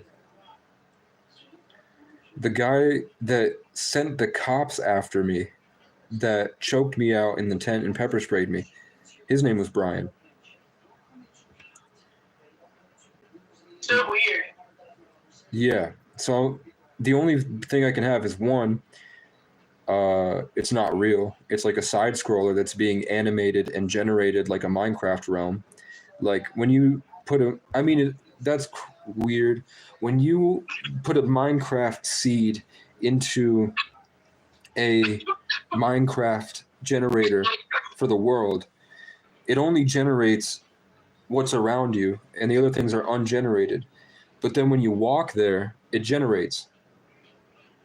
But if I took that same seed again and put it in, I get the same map, even though it's already generated, or it hasn't been generated yet. So what I'm saying is I think that there's like a render distance for the universe, and I think that I'm not totally completely sure. Like it has to be either God's divine ordinance, like this is a pre-written story, you know, like it's already been written. God's known us forever and will know us forever. So that's why my story has all these different stuff in it, and these scenes, and these characters. Or it's just happening. It's only happening right now. So the introduction of Brian Tomlinson, that lied about or stalked me basically in order to figure out where I was, and also like just was a piece of shit. He's just a liar, and they're all liars, and they showed up and attacked me. And then somebody named Bears on the Morristown Facebook page, somebody with the last name Bear, and I think it was like Kaya Bear, backed me up in calling out Morristown PD for being liars. Like I didn't have to say anything. Somebody named Kaya Bear already said it. Somebody named Ken spoke at John Michael's funeral and said the things that his mom wouldn't let me say about him. The things that John Michael's mom wouldn't let me say about John Michael at the funeral service, a random homeless guy named Ken wandered in, grabbed the mic, and said what I wanted to say. That's awesome. Yeah. So every motel that I go to, there's a Ken.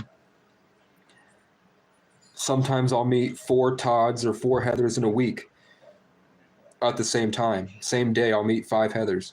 And they all relatively, like one's an Aries, one's a manager at a motel, one's the person at economic services that helps me get to the motel. So Heather gives me money to meet Heather, who gets me a motel room where I meet Heather. And then Heather turns out to be really abusive, and then the other Heather turned out to be kind of creepy, and the other Heather turned out not to care. And then a homeless man named Ken helped me manage all those different problems with the Heathers. That's what I'm talking about. I might fall asleep. Just like I'm not trying to fall asleep. Okay, but that's all. That's what I'm saying. I don't know. When it gets to that, it's like, what is happening in what is the present moment? Is that the same? Right. Is that the same Ken? Is this all just God? Have you seen Love, Death, and Robots on Netflix? No, I haven't.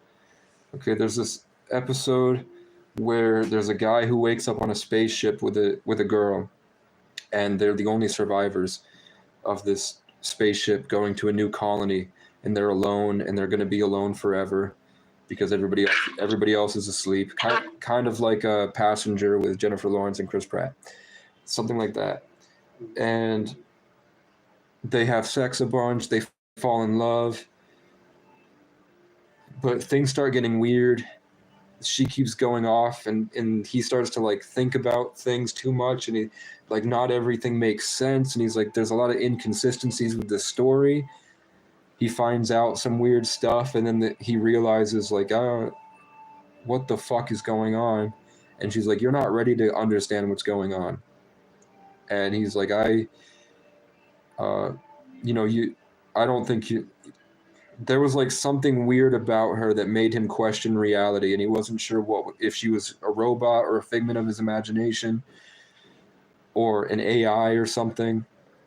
And she said basically like I love you so much, and we get to this point every time, and I don't know what to do past this.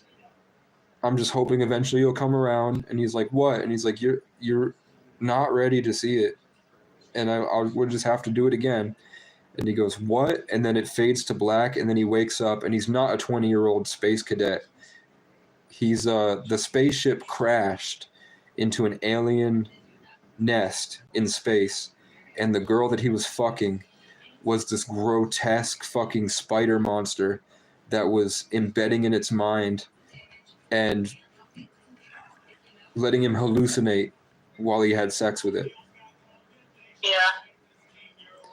So all the different characters of that guy's story were just the spider that was draining his life force. And he wasn't a 20-year-old guy. He was an 80-year-old man trapped in a web.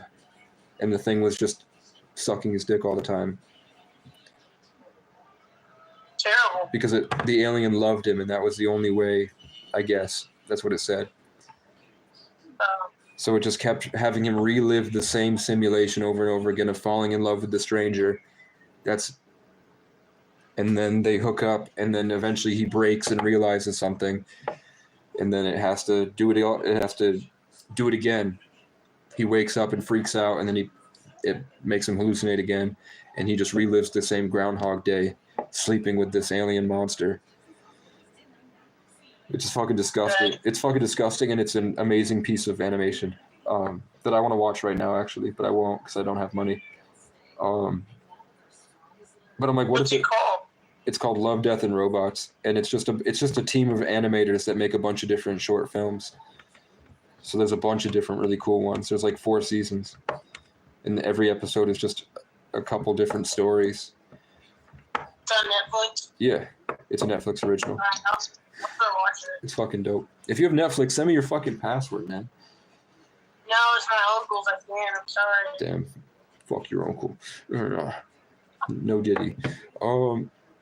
But yeah, what if it's that? Because the amount of times I have a Kundalini awakening, and then strangers approach me with the same weird smile on their face, and they're always talking to me like they know like they're in on a joke that I don't know yet.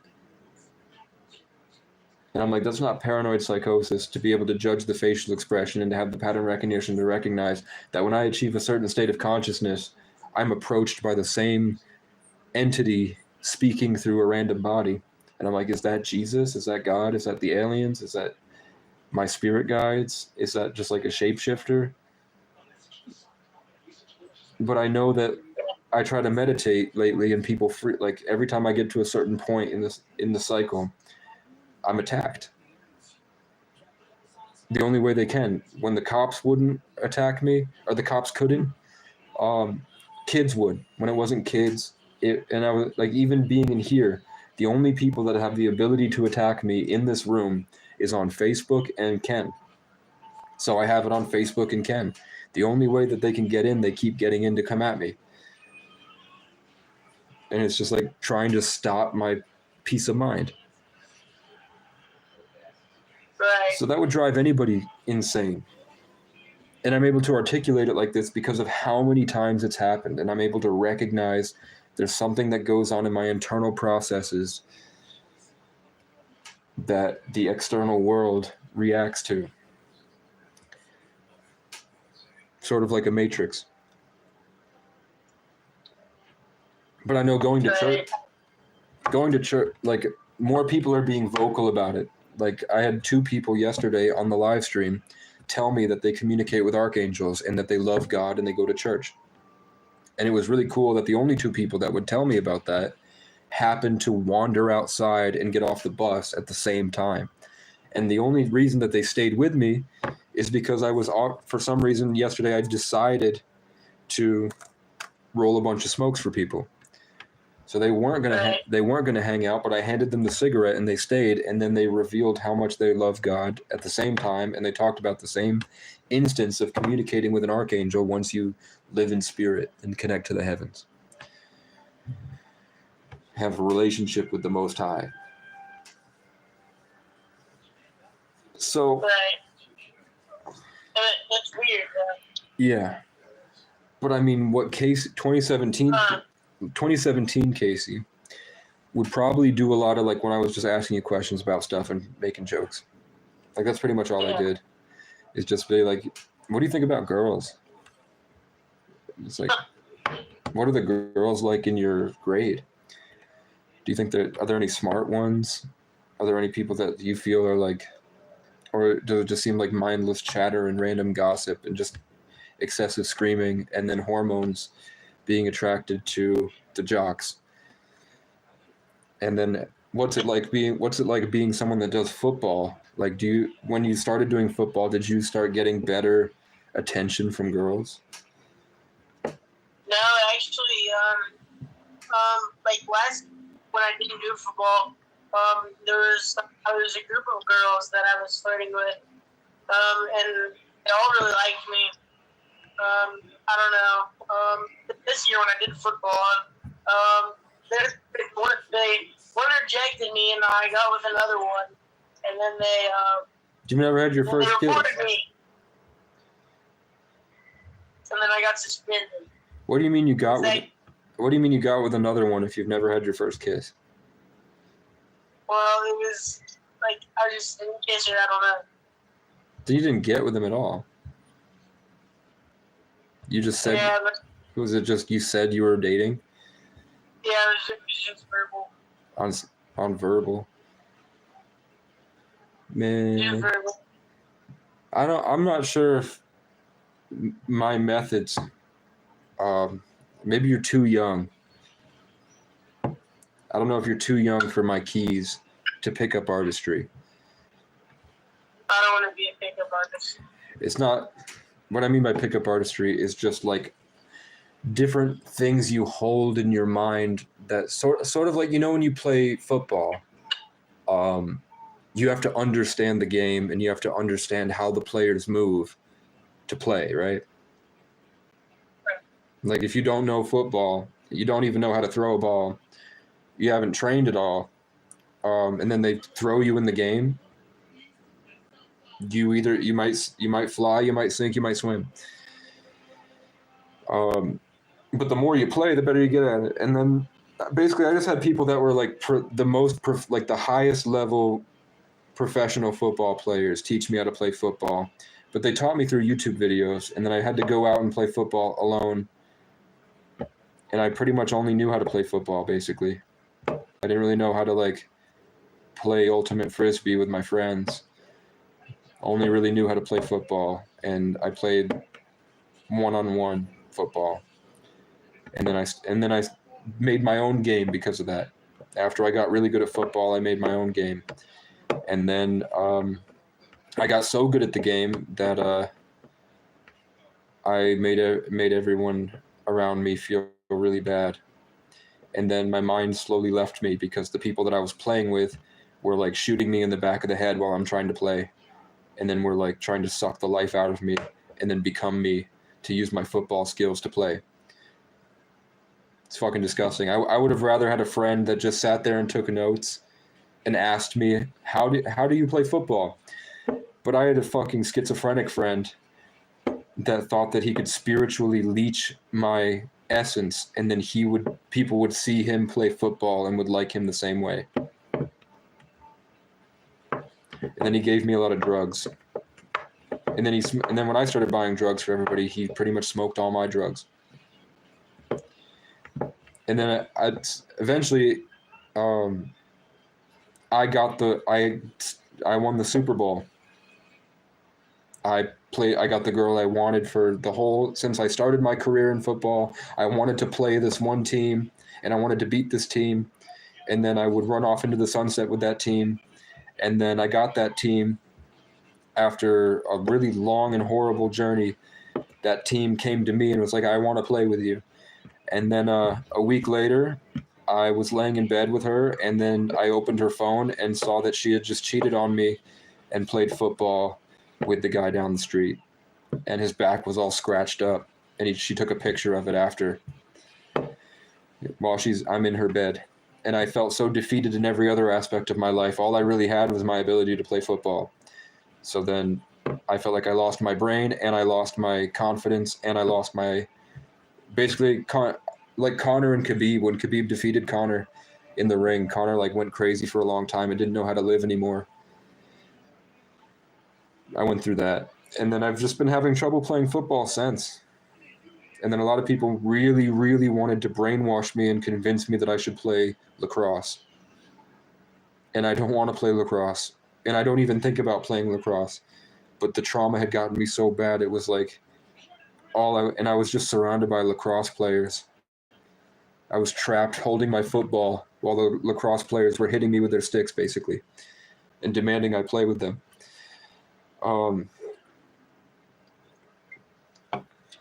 So now I'm here, and I'm like, man, and this isn't a metaphor. I was actually co-coach of the tennis team because I was bad at playing tennis, but I was really good at coaching other people to play tennis.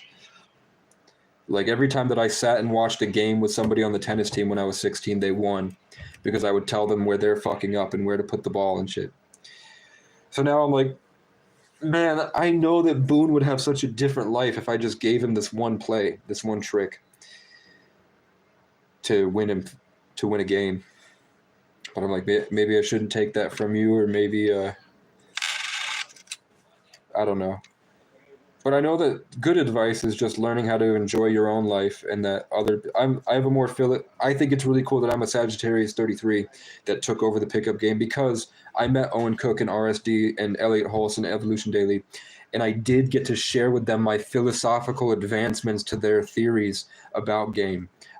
And with my 33 life path, whatever, my multiple lifetimes, whatever, I felt like I had a way better perspective on how to live, way better than they were.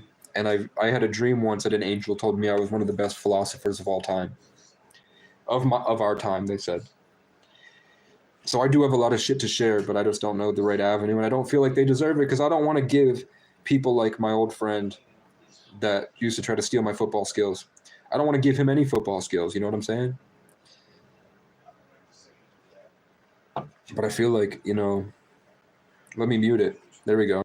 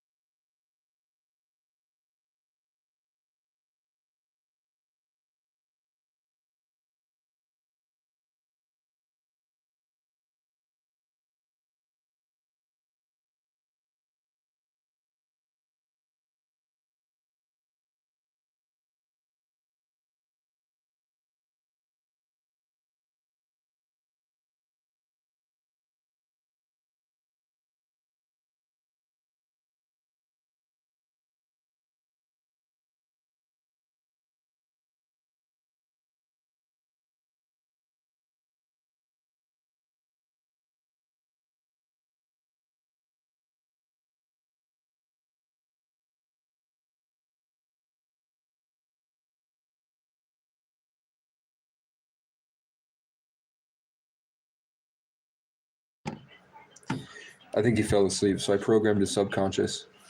I'm in your fucking mind, Boone. Wow, wow, wow, wow, wow, wow, wow, wow, wow, wow, wow, wow, wow, wow, wow, wow, wow, wow, wow, wow.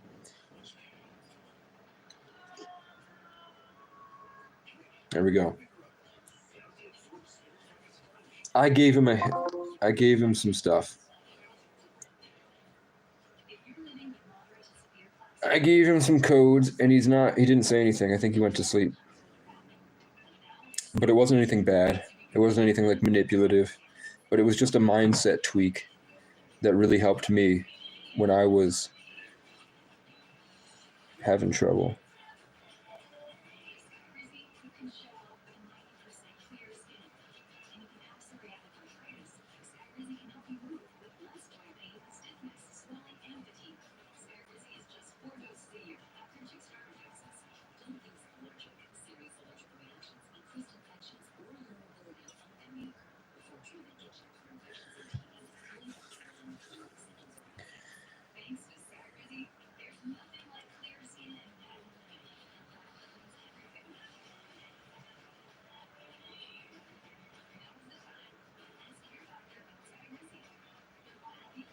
Yeah, Boone's asleep. Westy is MIA.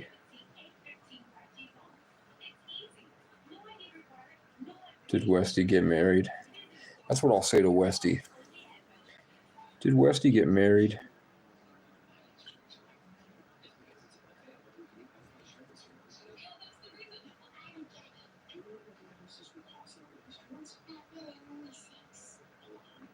Did Westy get married?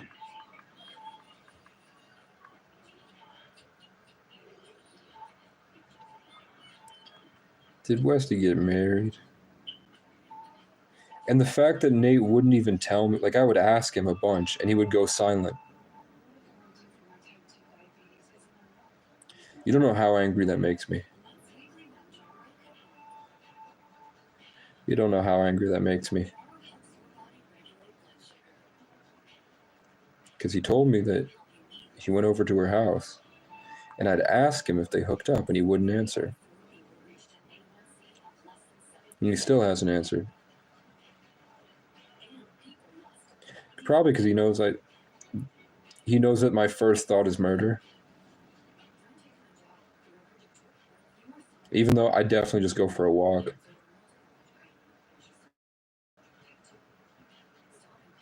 It's not even that they had sex, it's the betrayal. That's what's wrong. I don't think they did. I hope they didn't. Because I still look at her Facebook every day. Every day, man. Probably for like 6 years. And I just click to see if she changed her relationship status. I don't like stalk her profile. I don't scroll. I don't look through her photos. I just go to my second Facebook right here. And I just click. There's plenty of beautiful women in my people you may know. But I just go check. I click her profile just to see if the relationship status has changed. And I don't do it often. What I mean by one a day is just like I go to my search bar and she's on the search bar and I just look at the profile until I delete it. And then eventually I'll get the impulse to look back. It's not like Joe from You. It's more like just the idea of her existence comforts me in a way that probably she's not even the same person. That was like almost 10 years ago. But I remember what I had. And I remember that I could recognize it, but I didn't have the tools necessary to appreciate it.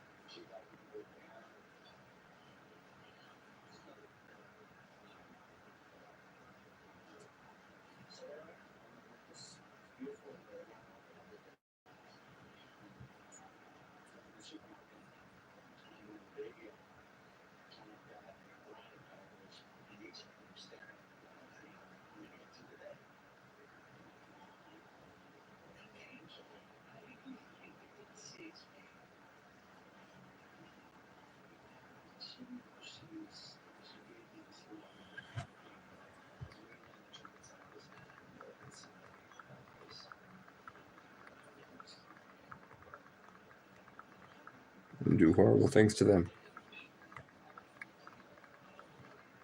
To many people.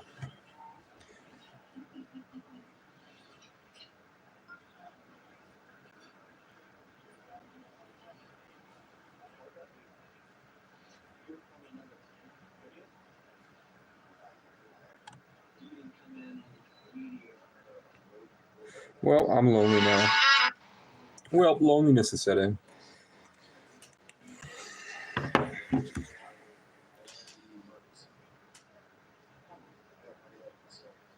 I don't want to watch Will Smith.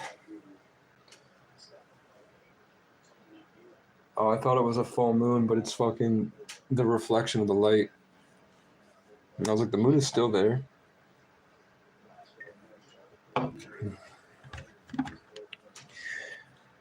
White lips, pale face, breathing in snowflakes. I don't know if I'm leaving tomorrow. I don't know what's happening. I think Ken would have said, like, hey, you're leaving tomorrow. But he called me over and said, the only way you can stay is if you write me a note that says I can come in at any time. And I said, no. And he said, that's fine. Didn't say I'm still getting kicked out. It's really strange. Writing him a note. The only reason I'm able to be here is if I give him a note that says he can come into my room at any moment. Whenever he feels like. If I'm in the shower.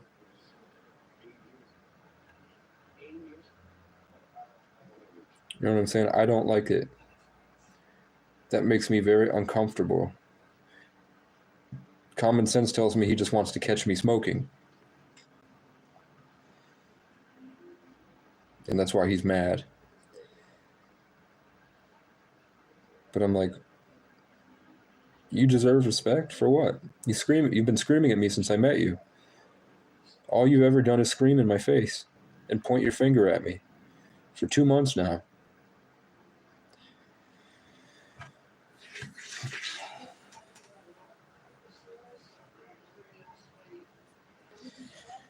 And now Boone and Westy are asleep. Larry is awake. I don't really have a lot to talk about with Larry. Larry and I feel like we should build a kingdom.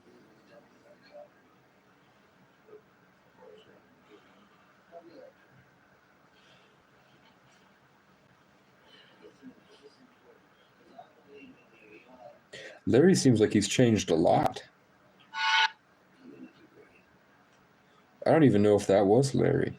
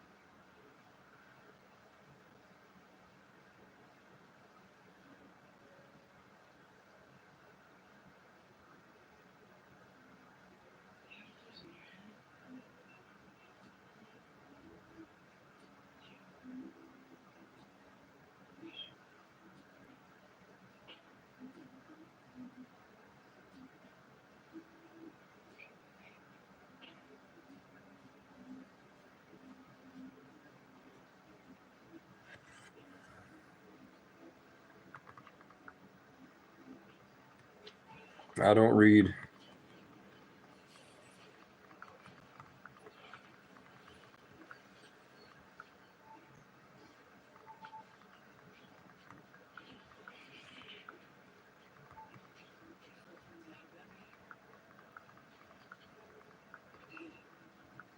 I'm not going to post. I wouldn't have posted.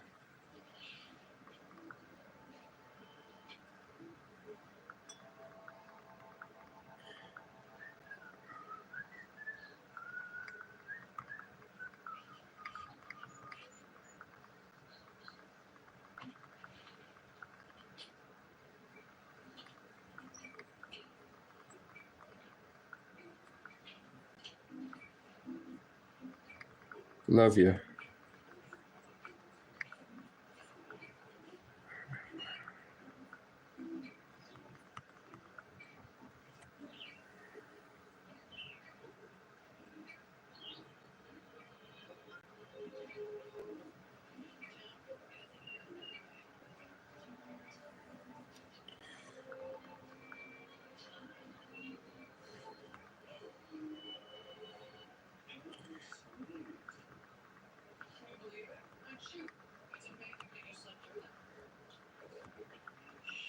And that's why I love it.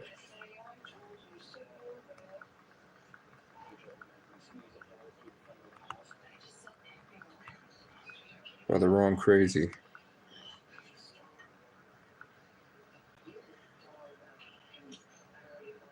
Love you, but I got my own Discord.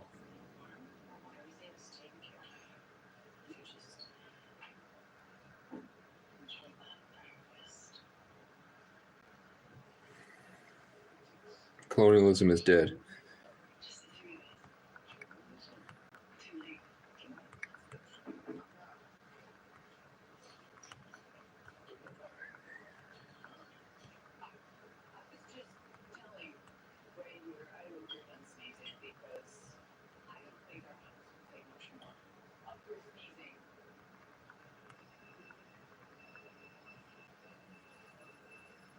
Love you, but I got my own Discord.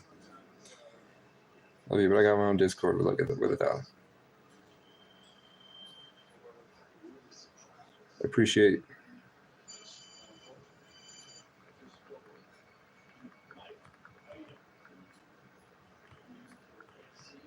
the few real ones. Love you.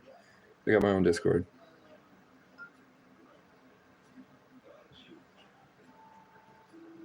So I appreciate the real ones. Love you. I got my own Discord.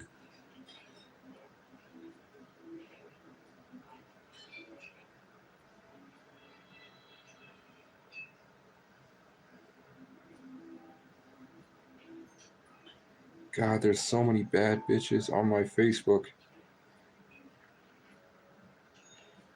They all live in fucking Colorado.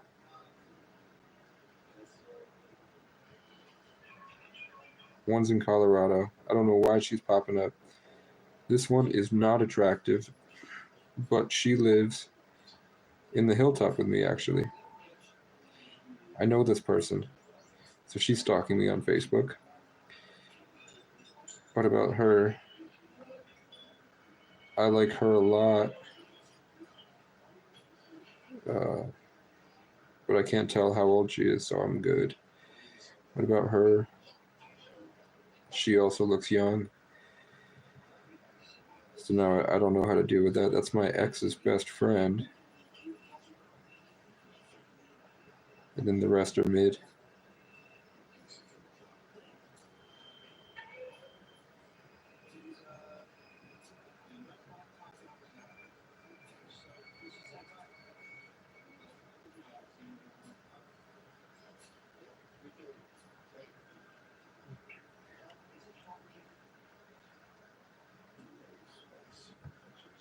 I got my own Discord. I wish I had a vape. I got way more out of this tobacco and tubes for the same price, though. Got me feeling heavenly.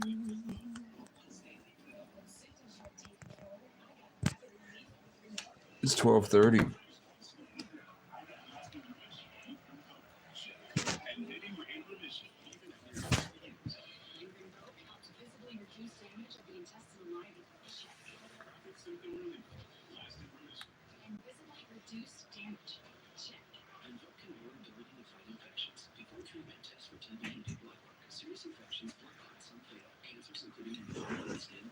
How's everyone feeling?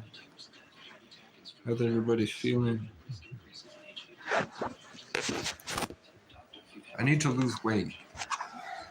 And I feel like the best way to do that is to leave.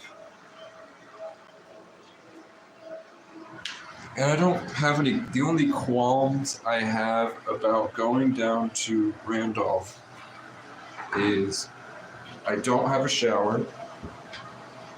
It'll be cold. I don't have a tent set up. I have one in Morrisville. I don't have a way to heat up my food. I don't have a safe place to put my food because of bears. I don't have the tools necessary to go take apart pallets, carry the pallets, and use them out there in the woods. I don't have like a generator that can run power tools. And even if I did, I wouldn't be allowed to go get gas from the barn anyway. So I feel like getting a car would be the priority. And I don't know how, like I have faith.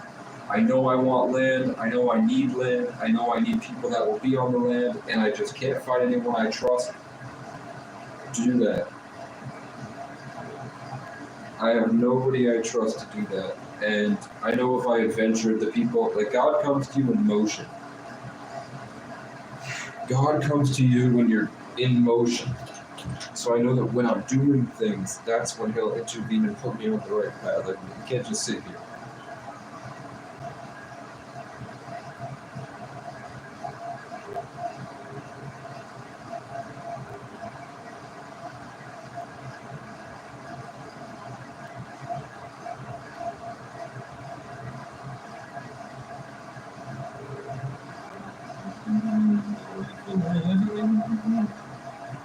No, you think that you know shit. All this shit is coming at me. I wonder who throws it. Well, they can't see the vision, boy. They must be out of focus. I can real hot album on me. I wonder who wrote it. Oh shit. Okay. They see things going. Always having bounce around. It look like such a soul. You're not an angel either. No, it's like an album. You can just throw it. Oh shit.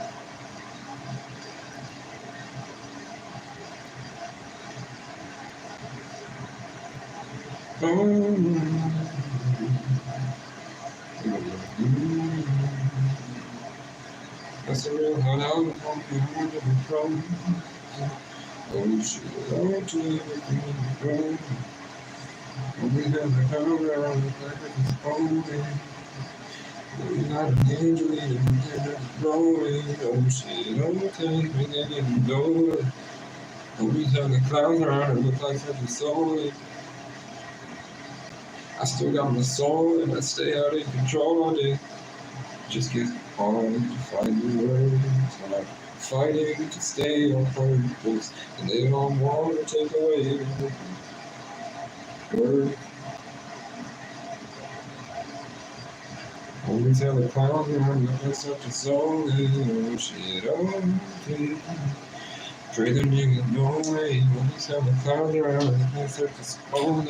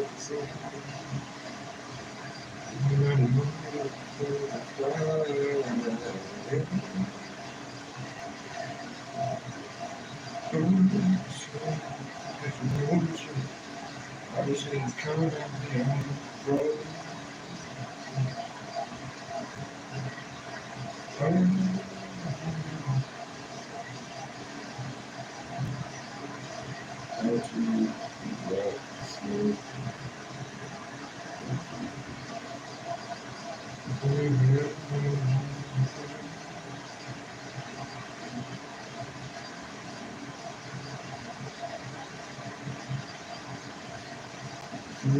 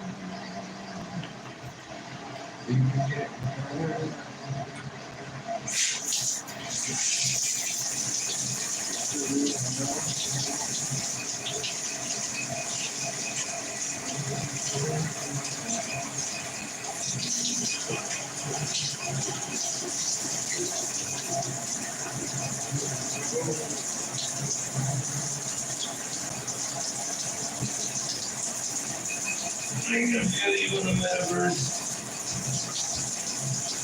I can smell you.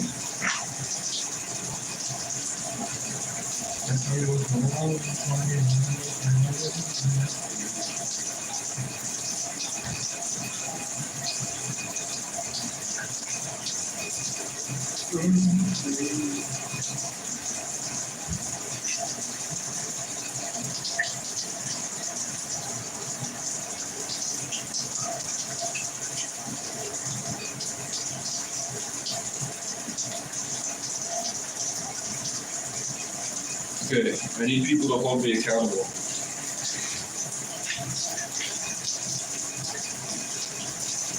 That I need all the specs. All the specs.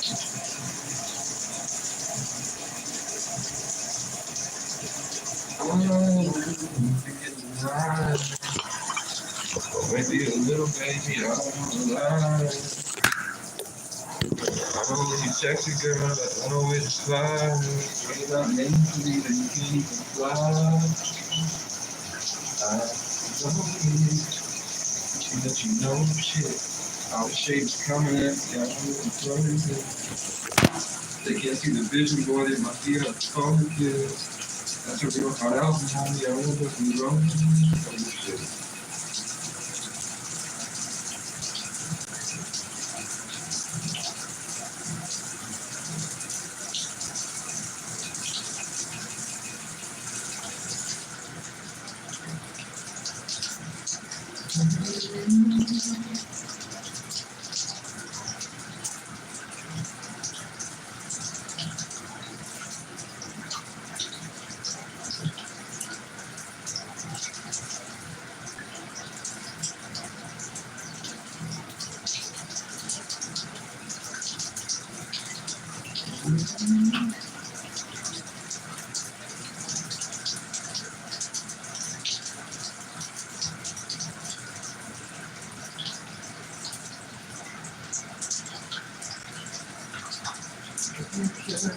I don't care.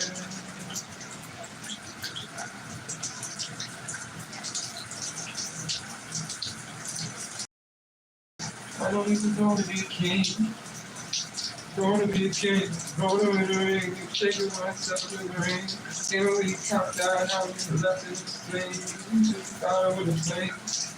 Everybody around and second in the same thing. Still when you find what it means. Fucking when you get fucked up with something. I'm just something. Put the gun in my glove. I don't have a heart. Don't want to knock it up.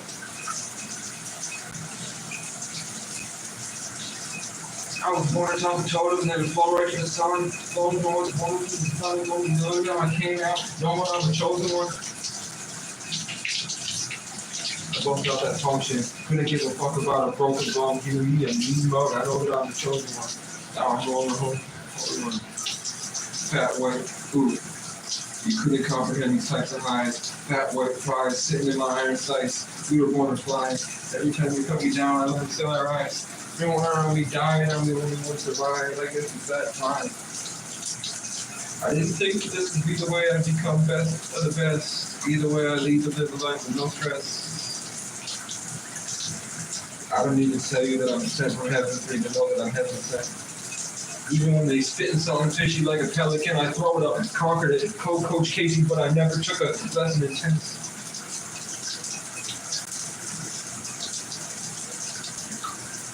I'm on the fast track, on my way to fame. Everyone around me laying, all the way to drinking.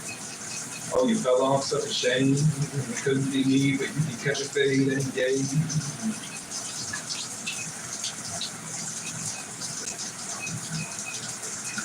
Sooner or later, we'll be heading north. Mark my words, sooner or later, we'll be heading north.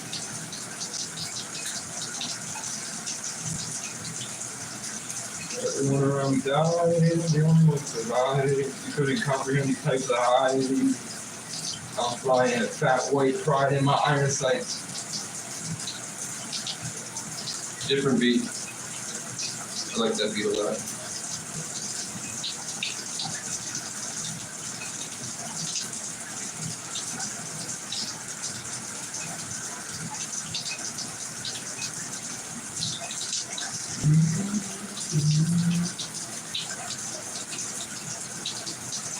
Nope, that's a song about nukes. And now it's my favorite song.